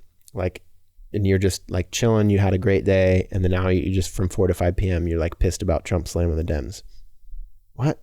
Like throughout the day, these people have access to poke your buttons whenever they want. If you have notifications on your phone, they literally ding, hey, fuck you. And that's what's happening. Ding, hey, your beliefs are stupid. Okay. Ding, hey, this person from across the world said that you suck and you're ugly. Ding, this person doesn't like you. Ding, this person thinks they have you figured out. You should fight them because they don't know you. They don't know you. They don't know me. We get mad. We get crazy. We get out of our goddamn minds because of this social media stuff. We need to look. The iPhone came out in 2007. I always emphasize that. I always say that because when you really think, we're in 2020 now, 13 years ago, how much has life changed because of these cell phones, because of the content that we're able to receive constantly on these cell phones? We don't need to be consuming news constantly. Watch your news intake. Who are you consuming news from? Is it biased? Are they making fun of people? Is that how you solve problems? Lots of stuff, right? Take a look at it. Gain some awareness. Learning how to learn. Learning how to learn is a huge thing. That's something that I've done. Figuring out how I learn. I've got ADHDs. I've got the OCDs. Self-diagnosed, whatever. I don't know. But it's hard to pay attention, right? We've all got that. I think, especially in the digital world, I think everybody has some sort of like digital ADHD at this point. For me, I would want to be learning things. So I'd put my phone on Do Not Disturb, and I'd put on a YouTube video, like a lecture. When I say YouTube video, it's usually like some good content, like a professor giving a lecture, like teaching something about emotional, like meditation teachers give like an hour-long talk a lot of the times right before they teach that meditation themselves. Meditation masters like sit down with each other and have like 3-hour-long conversations, healthy podcasts. So a lot of times I will set up my phone to listen to these things, headphones or not.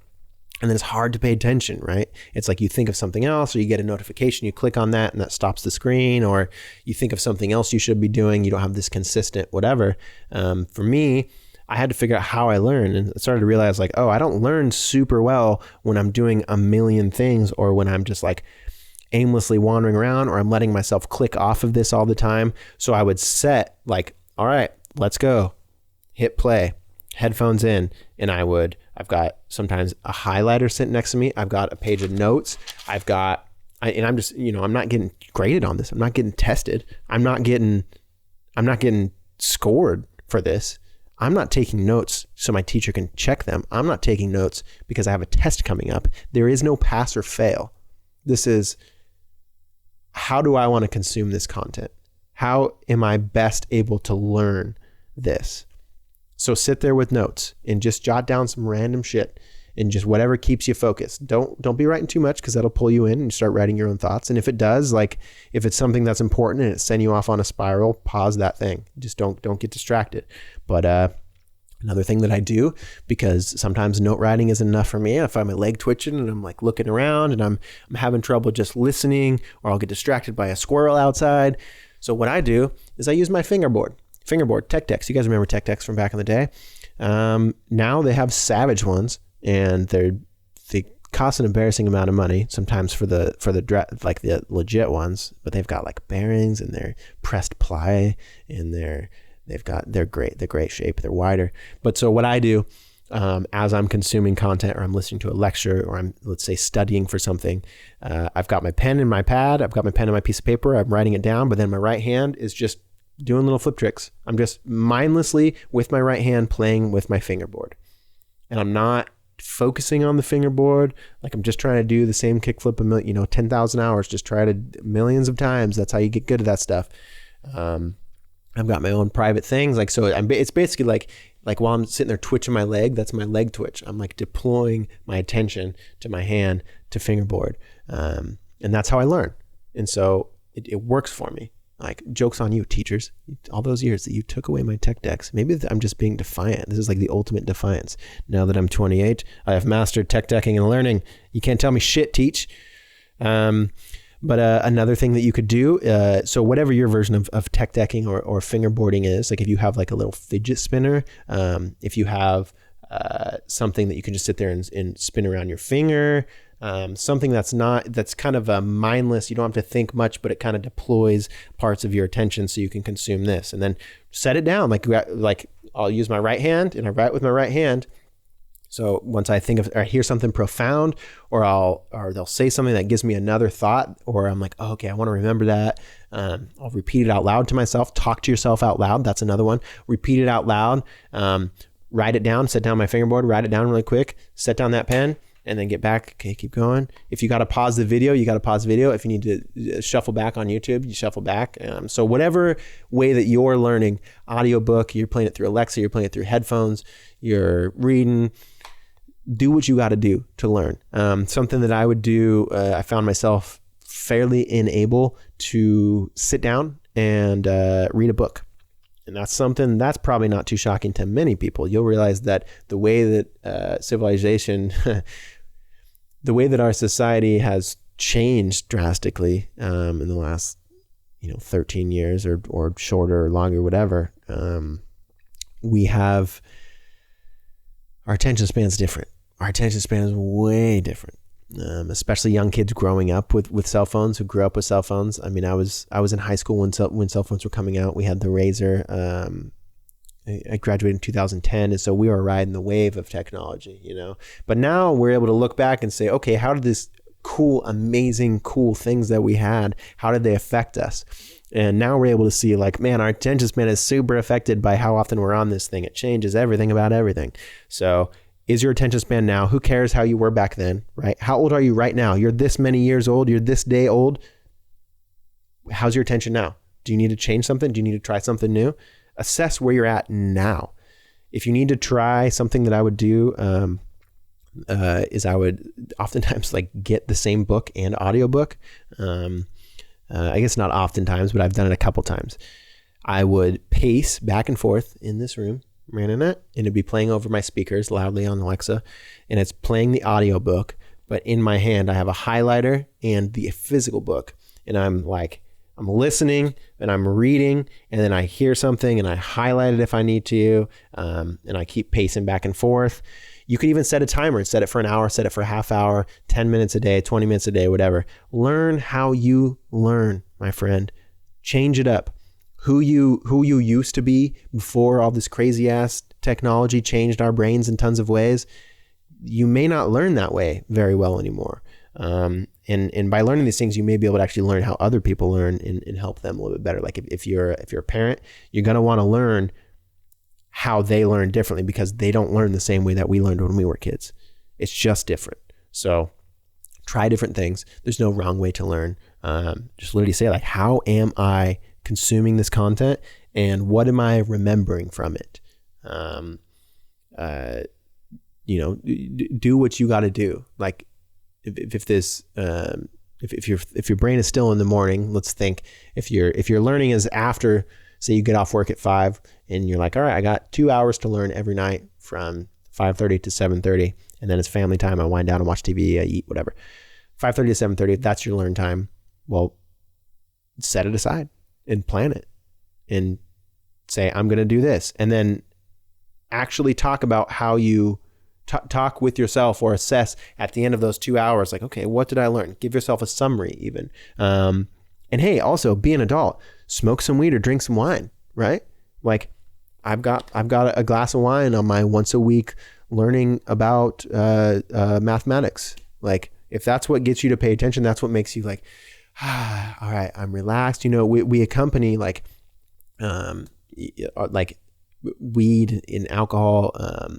Again, watch your consumption of all these, but we add it to like a social setting only, or it's only about getting fucked up, or it's because I had a rough day.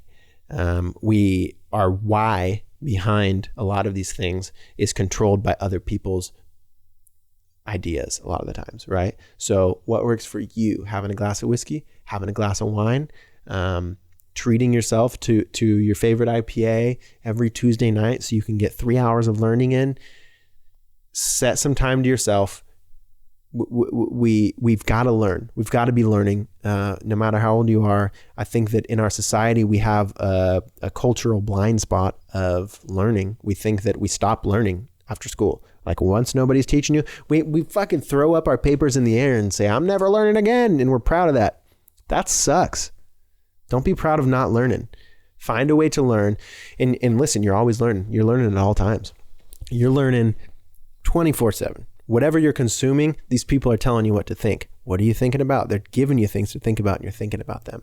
So you're always teaching yourself what you know, right? You're always, everything that you're consuming, everything that you're doing, everything that's in front of you, you're consuming it, you're reading it, you're eating it with your mind.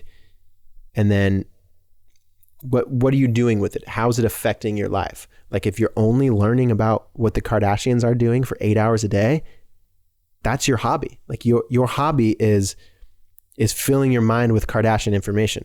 I mean, if you write a Kardashian a blog post and you run a weekly blog, like maybe that's your work. That's great. But whatever you're constantly consuming is what you're doing, is what you're learning about. So don't let other people tell you what to learn about. Don't let other people put this shit on you. Don't let people who are just trying to make money by keeping you on their content pages tell you what to learn if it's not benefiting your life. Learn how you learn. Try your ways, do different ways, go outside, go in public. I don't like being in public. I get distracted when I'm learning. I don't like having loud noises. I can't work with headphones on. I have my good buddy Kelly. He works great. He would go to Starbucks before the quarantine and he would sit in there with headphones in and he would crank out so much complex math homework.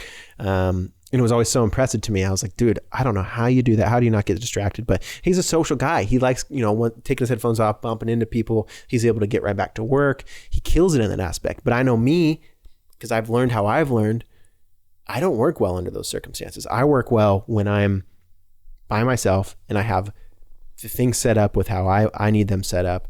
I've learned through trial and error how I learn best. I need some peace. Sometimes I'll put some bird noises on the computer. That's just delightful. I don't want to hear people talking though. It throws me off. So I've learned how I learn. Learn how you learn. Dopamine detox. You can look those up online. Dopamine detox, like a ton of people have, like a lot of entrepreneurs and stuff talk about this, but essentially try to go like a day or 10 days or 30 days without the things that you love, right? Like try to do no phone for a whole day or try to do, no caffeine for a week or would just detox yourself. Dopamine, that's why we're on these things. That's why we love notifications. It's the same thing. This is how easy we are, as much as we love, like when we pull the lever at a casino, we love seeing if we won. It's a slot machine. This is a slot machine. We get that dopamine are they going to line up? Like when you're seeing those things spinning, like ding, ding, ding, ding, ding, ding. When that happens, we get that dopamine detox. Of course, we're pumped about the money, but also the visual effects. They've got that down. They know exactly what to put up there, the flashy colors, everything to get us to get excited about that. It releases dopamine. They're doing the same thing on our phones. And when I say they, it sounds like I'm talking about some evil overlord. There might be, who knows, but I'm just saying people other than you. I'm not trying to say that there's like a bunch of evil out to get you. Maybe there is. I don't fucking know. It seems like it sometimes, right? But I'm just reminding you to take control of all these great things that we have. We consume them, but they consume us, right? If we ain't careful, they consume us. So don't let this slot machine control your life. Music, what are you consuming? What are you consuming throughout the day? The lyrics, they might have effects on you. If you played Grand Theft Auto 5 every single day from ages 3 to 7, your brain's going to be thinking differently. I'm not saying you're going to go out and like murder a bunch of people just because you played it on a video game, but what you consume changes you. So, it seems apparent that the music you would consume changes you too. This is a hard one for me. As a DJ, I've found myself the last couple of years less in connection with what's hot. I don't know what's on the top charts. I don't know I don't listen to what's being said right now. I'm not watching who's beefing with who. I'm not following like the Twitter beef and the EDM beef about who ripped off who, or and I feel less connected because of that, but I also feel less connected because listening to the lyrics, they just don't. Here's something. This might be a stretch. You don't have to believe this, but I like to think of, what's a curse? Back in the day, we heard about curses, right? Like witches and curses and evil and the demons. And what is a curse, right? It's like somebody can make you feel something or experience something that you don't want to experience because they said certain things with their mouth. I think about the power that, for example, let's say Cardi B, I Like It. When that song first came out, not every girl, a lot of girls knew, like Shay, she knew every lyric. Like it changed. She started memorizing it, right? And there's nothing wrong with it. It's a fun song. We had a great time. But I do just wonder, get woo-woo with me for a sec. I wonder if these words do have power. Think about when you say certain words, they put you in certain moods. When you gossip about somebody else, when you talk about somebody else, when you bullshit about somebody else, like, and you're like, oh, they're this and they're this, and you're saying stuff, you're actually feeling those feelings as you're saying it, right? Like you're pointing them out. I think that as much as words are simply, the tool that we have as humans to describe feelings, but they are powerful. It's incredibly complex. There is certain words, I'm not sure exactly, but I think certain cuss words are actually technically derived from different parts of our brain or something. I'll have to double check on that fact there, but I don't know. Maybe just think about what you're consuming. It's putting you in different moods. You of course know that songs and lyrics can put you in different moods. They can connect you with certain things. I had a friend who we used to like listen to a ton of like Suicide Boys and Puya and Shakewell, and I still love that shit. Like there's still certain times where it just hypes me, but started like kind of noticing more of like the lyrical content, like what are they saying? And then my friend and I were talking about like, dude, it just seems it's like childish what they're saying. And I think I pointed out, I emphasize this music thing. It seems like an overly obvious, it seems like a something we already know. It seems like something like, dude, it's just making you feel better. It's making you dance. Like if it gets you hyped up, it's getting you there. You're fine. But it's also changing the way you think about things. Like think about our language and how pop culture changes our language. Think about like 5 years ago, if you said daddy or zaddy, it was a totally different fucking word now. Like now it's like, if you say daddy, it's uncomfortable because it's like this sexual porn thing because that's what music has made it. Our words are changed through our culture. Our conversations adapt through our media and especially music. I'm not trying to get all like the devil's in the music, get away from it, but just be wary of what you're consuming and what the people are saying and what moods it's getting you in. For me, I used to listen to, there's this comfort. If you ever dealt with depression, there's a comfort in feeling sadness. There's a comfort in feeling, it's a weird thing, right? It's like I hate feeling like this, but at least it's familiar, right? At least it feels like I deserve it, right? It matches up with what I think about myself. So I'm going to get myself there. Meaning you listen to dark music, you listen to sad music that gets you thinking certain thoughts. You listen to music that brings up certain scenarios and brings up certain parts of you. Sometimes that's good so you can bring up those emotions and process them. Like sometimes it's time to get a cry out, right? Sometimes it's time to process through this, to push through it. But it can become a strange addiction in a way. It become to feel that sadness, to make yourself relive that emotion. It can become an uncomfortable comfort of sorts. So notice how often your mind's trying to get you there. Like, oh, let's listen to that song that makes you cry. Is it making you cry before you go home, before you go see your family? Is it putting you in kind of a different sort of mood? Is it locking you into like the childhood trauma side of yourself? And by that, I mean like, sometimes I'll get so caught up in like thinking something and I'll be like, oh man, that's not actually what I want to think now as a grown man. That's just what I thought about that thing when I first learned about it. Like that's what my 15-year-old self would say, but I haven't reassessed that. I haven't looked at that. I haven't redone that thought. And sometimes music can get us there.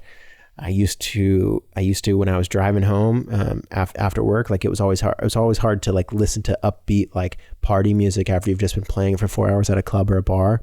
And so I would listen to like really sad music, but I would notice like, man, by the time I like cry like 6 times on the freeway, just like because you find the right songs, and it became this comfort.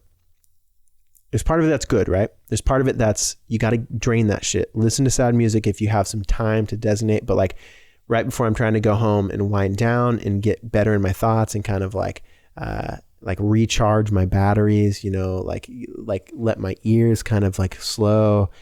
Let my thoughts not be so obsessed with trying to like mix music and trying to like think so intricately, and calm down. And of course, go to bed. Like you don't want to be as sad as you possibly can and cry yourself to sleep. There's a comfort in that, right? If you've ever cried yourself to sleep, there is a comfort in it. But notice how you got there. Notice how you're pushing yourself there, because there's this part in your brain that's like, oh yeah, let's feel that. Let's put on that sad song again. Let's get sad. We like that. At least we know it's coming. At least being sad's predictable. Don't do that to yourself. Watch what you're consuming music wise. This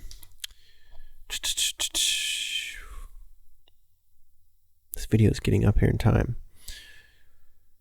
but I wanted to cover everything. Alone time.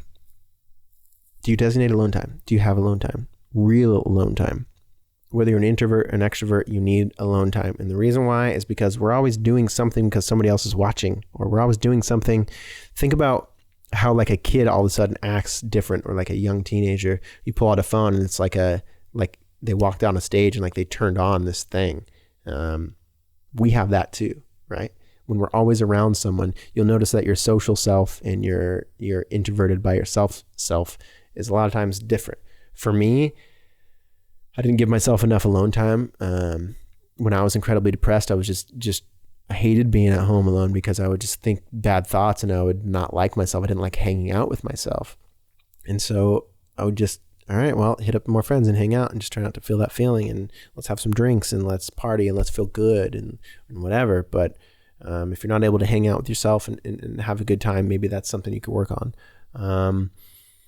Being alone is, I'm going to emphasize this. Being alone, hanging out by yourself, it's so important. But I think it's so important because I want to tell you, when you're alone and you ain't getting weird, then you're doing alone wrong. If you're not a weirdo when you're alone, then you're doing it wrong. Do you dance around by yourself? What about putting your favorite song on and dancing to that every morning or right before bed? What about when you feel yourself sad, you feel yourself being mopey, you go by yourself and you put on a song that you like and you force yourself to dance. Force yourself. Nobody's coming to save you. Nobody else is going to do it. But you know damn well 4 minutes and 38 seconds later, you're going to feel a lot better. Even if it's a reluctant lot better, where you're like, all right, God damn it. Okay, I guess I am feeling kind of better in my body to get moving around a little bit. You don't have to be good at dancing. You don't have to know dance moves. Just move your body. When you're alone, be weird. How else can you be weird when you're alone? Stretch. Again, stretch at all times. I mean, if you got 5 minutes alone, take that time to stretch and move around and move your eyes and move your neck. Think about, we're always looking our eyes are kind of down and to the right, and our right arm is flexed more than like if you're right-handed, it's flexed more because your phone. You're always kind of glancing down at your screen in some sort of way. Well, think about how often you're doing the exact opposite, like where There's more weight in your left hand and you're glancing kind of up into the right or up into the left. Our visual perception is good. So imagine awareness. You can look at something and focus on it. How do you do that? Your awareness comes to this thing. Like if you're looking at the video, you look at me, I'm the object, and you kind of float out the background because you're telling yourself, I'm paying attention to this, I'm paying attention to this person talking, and the background kind of fades into view. Well, after a while, those are, when you're doing that with your phone, you're constantly looking at your screen and you're fading out the edges of your screen. Just like when you're looking at a movie theater, at some point you're just looking at the screen, the big old movie screen. You're not seeing the people walk. You're not seeing the people in front of you. You just kind of focus it out. Again, we're biological creatures who didn't get this way over a long period of, well, we did, but we didn't get to this societal level of technology until more recently. Like there's a lot that we need to negate and act against that we do too much. So if you're looking at your phone too much, which everybody is, your neck muscles need to be stretched, your eye muscles need to be stretched, your peripheral vision, like how far you're looking at things. Get out in nature, leave your phone at home if you can, or leave it in your pocket for an hour, whatever, in the car, in your bag, whatever, and just stretch your eyes and stretch your face when you're outside and really look out and notice your peripherals, as you're driving. You can do this as you're driving. Be safe, of course. Be conscious of trying to adjust any sort of forms of awareness as you're driving with purpose. But as you're sitting back, you're looking at just the lane in front of you. You're driving, right? You're looking out the front windshield. You're focusing on your lane. If anybody comes and tries to do any of the maneuvers that might get in your way, you're going to watch those. But you're not particularly like turning your head left and right. You're not particularly like looking around at everything. You're kind of just zoning out, right? You're driving. You're at that 95% subconscious part of your brain. You know how to drive. You just let it happen. Well, what I like to do often is I like to sit back and kind of like straighten out my neck and try to, realize if my head's kind of tilted, leaning forward. And I like to try to just, as you lightly have your hands on your steering wheel, try to just look, try to see everything that's in your vision. Try to not concentrate on anything, because you'll notice, right now, your nose is in your vision constantly, but you've zoned it out. Look cross-eyed right now, wherever you are, look at your nose. That's in your vision at all times, but we're so used to it, right?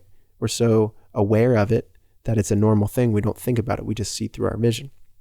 So our eyes get used to these things. We have a lot of micro muscles in our neck that in everywhere throughout our body, likely that are related and connected to these things. And I think that we're going to look back in years and years and realize how these little things affected us more than we thought. So use your peripherals, stretch out your eyes, look at something in its whole. Stop trying to zoom in like a hawk and try to notice one thing, like try to point out different objects. Look at everything as a broad, just relax your eyes and let it happen. So you can do that as you're driving. You can go out on a nature hike. We've got alone time. Did I cover alone time thoroughly? Yoga. Let's say, I say stretching and stuff too. Yoga, when it comes to alone time, dude, you don't have to be good at yoga to do yoga. You don't have to even say, I'm doing yoga. Just, you've seen the moves before. Maybe you've done a couple classes. Maybe you haven't. You can go online and watch a couple classes. Dude, just get on the floor and stretch. Nobody's around. You can act like a weirdo. Add some hum, add some breath work, add some om, add some weirdness. So think about it. We think there's like magic powers between like the ohms and the chants, and shoot, maybe there is. But I know that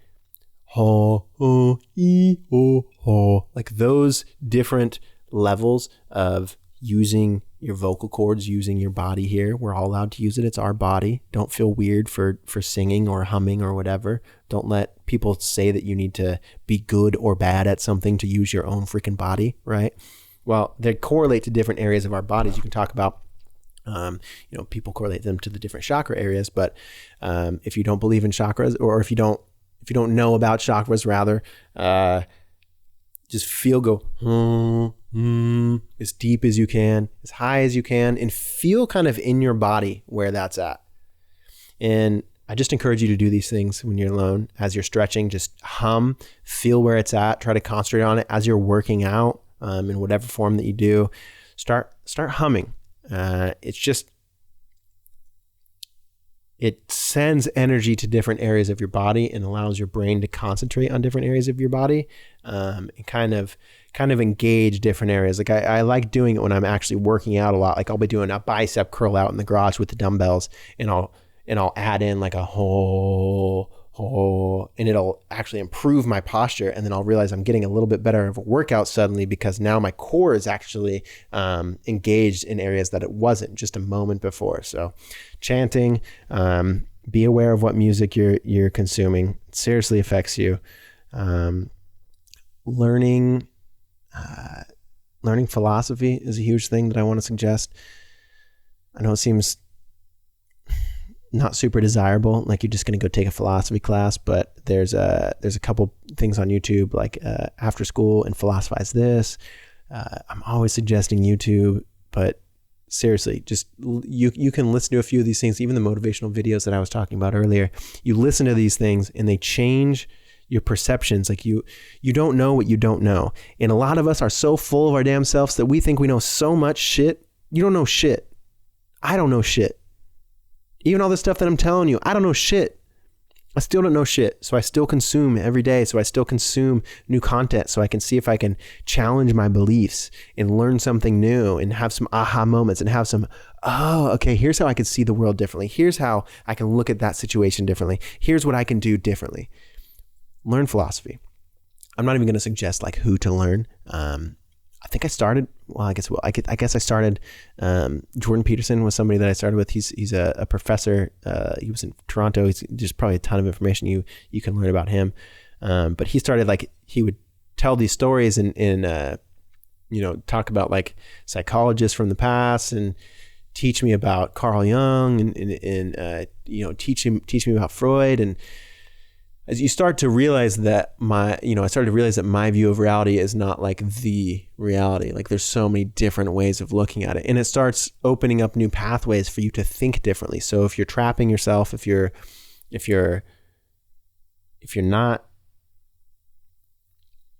able to come to the correct conclusions, and you're not happy and you're not loving your life and you're not filled with self-love, if you have a lot of doubt and you have a lot of,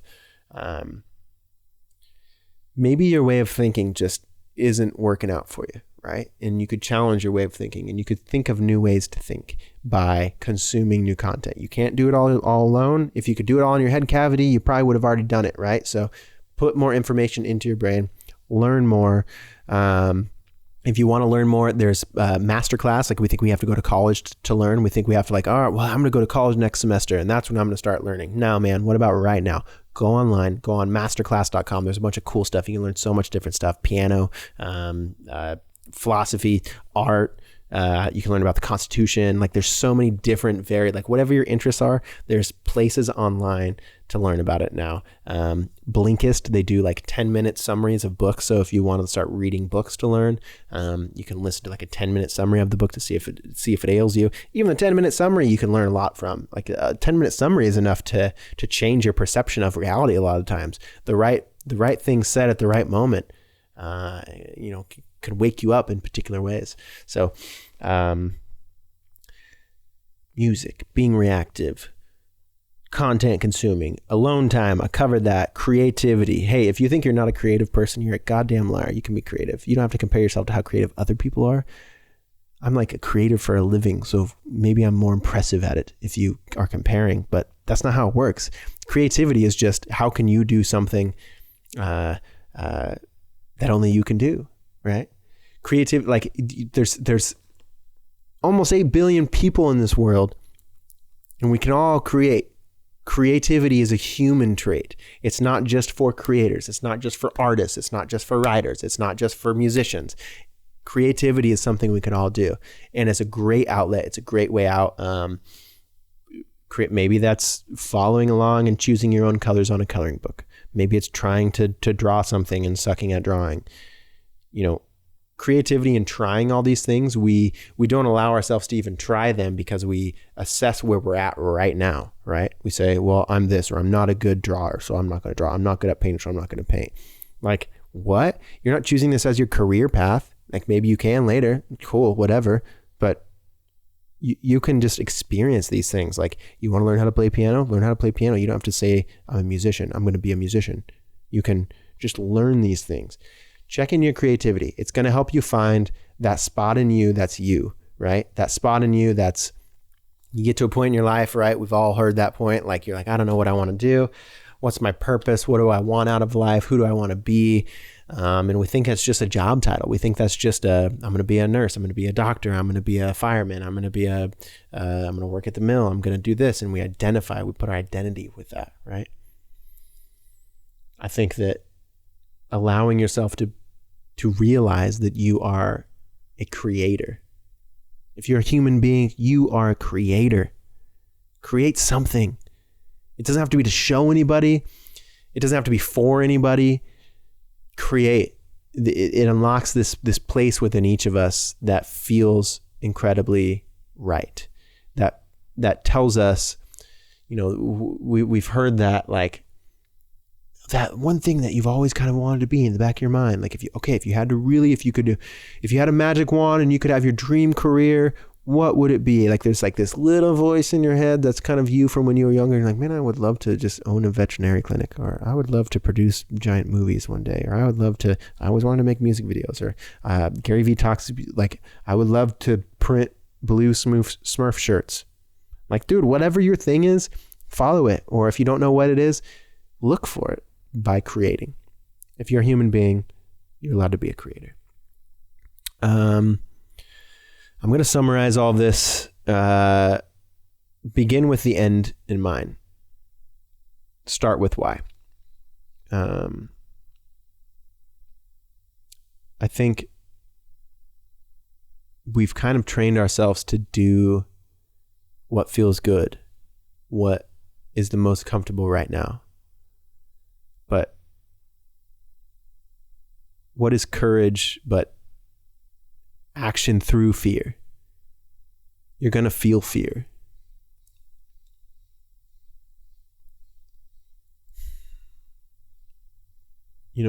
We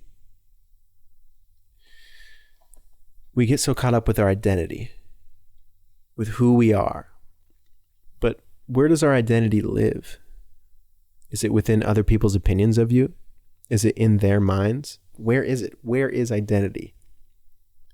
If you show up to your family event on holidays, you notice a lot of times, sometimes for some people anyway, you don't click with them, or you don't get along with some people in your family because they're just treating you like the 12-year-old self.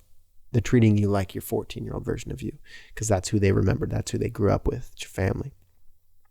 Well, who is really you? Are you that? No, you're not that. That was a time, that's who you were at that time. But we're this whole long, drawn out series of events. We have so many years, and our identity is our box. Our identity is the box we put ourselves in. Who am I? Am I allowing myself to be these things? Am I these things? Do other people see me as these things? I think that when you change your identity, or you allow your identity to change, or you allow yourself to not be solved easily, or not try to define yourself as who you are right now, you can relax a lot of these intricate things we think we need to do, parts of us that we think we need to be. We can relax other people's expectations of us. Because what is your identity? And who says what it is?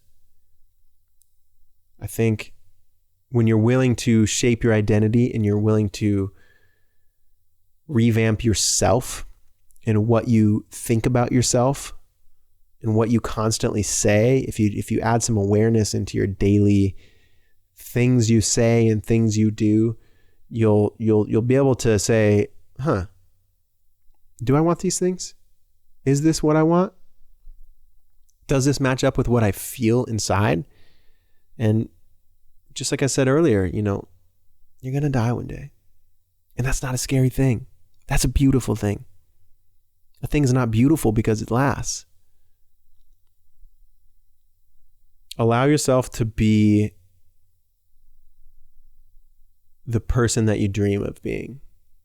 Allow yourself to feed yourself the better parts of who you want to be. Don't get sucked into your habits. Don't just be a sack of habits. Challenge your identity. Feel what you're feeling and say, what could I be feeling? Learn about your feelings. Don't let them just affect you in reactive. Don't be in a reactive state. Learn about your mind. Learn about your body. Learn how you learn. Learn about the things that you learned that you can unlearn. Question your beliefs. Why am I doing these things? Why am I the way that I am? Why do I believe this? Is it because the people that were raising me when I was younger taught me these things? Is it because the people that I'm around joke about these things, so I like joking about these things? Is this a way to fit in with the people around me? Listen, people are going to love you. When you're yourself, especially, they're going to love you. The people in your life, they're okay with you changing. They're okay with you setting boundaries and saying, hey, I don't want to do that anymore. Hey, I want to work on, hey, I want to hang out, buddy, but like, you want to go on a run? You want to go for a hike? You want to go play Frisbee? You want to do something different? I want to be active now, because your friends are going to be supportive. The people who love you are going to love you. And all you got to do is set some boundaries and say, I'm not the person that I used to be. I don't want to identify with those things. I don't want to bow down to those lesser parts of my, wolf. I don't want to feed the bad wolf. I think at all times we have a self that we can feed, right? A dark self, a light self. And if you start with why, if you begin with the end in mind of your life, and you remember, this isn't permanent. Impermanence. I'm gonna leave this beautiful earth one day. The people around me, they're gonna leave this earth. They've had a whole life. These people around me, they were children, and then they were teens, and now here we are, however old you are. And one day, you're gonna leave your body. And whatever you do after that, who freaking knows? Maybe you're going to go on, but what you do know for sure is that you have this life now. And taking care of yourself and exploring and learning about yourself and challenging yourself and learning what a self is, feed the highest versions of yourself. And I think we'll leave it at that. I appreciate anybody who's still listening at this point. I would absolutely love to comment back if you guys have any questions. If you have any, like a Q&A, I would do a Q&A recording too, in the same sense. Comment on my YouTube. Wherever you're at, take care of yourself and change the way you think and learn about you, man. Learn how you are different than other people and see what works for you. And remember that this life is short but long, right? You've got time. Be patient with yourself. Don't worry about this instant gratification. Don't worry about uncomfort.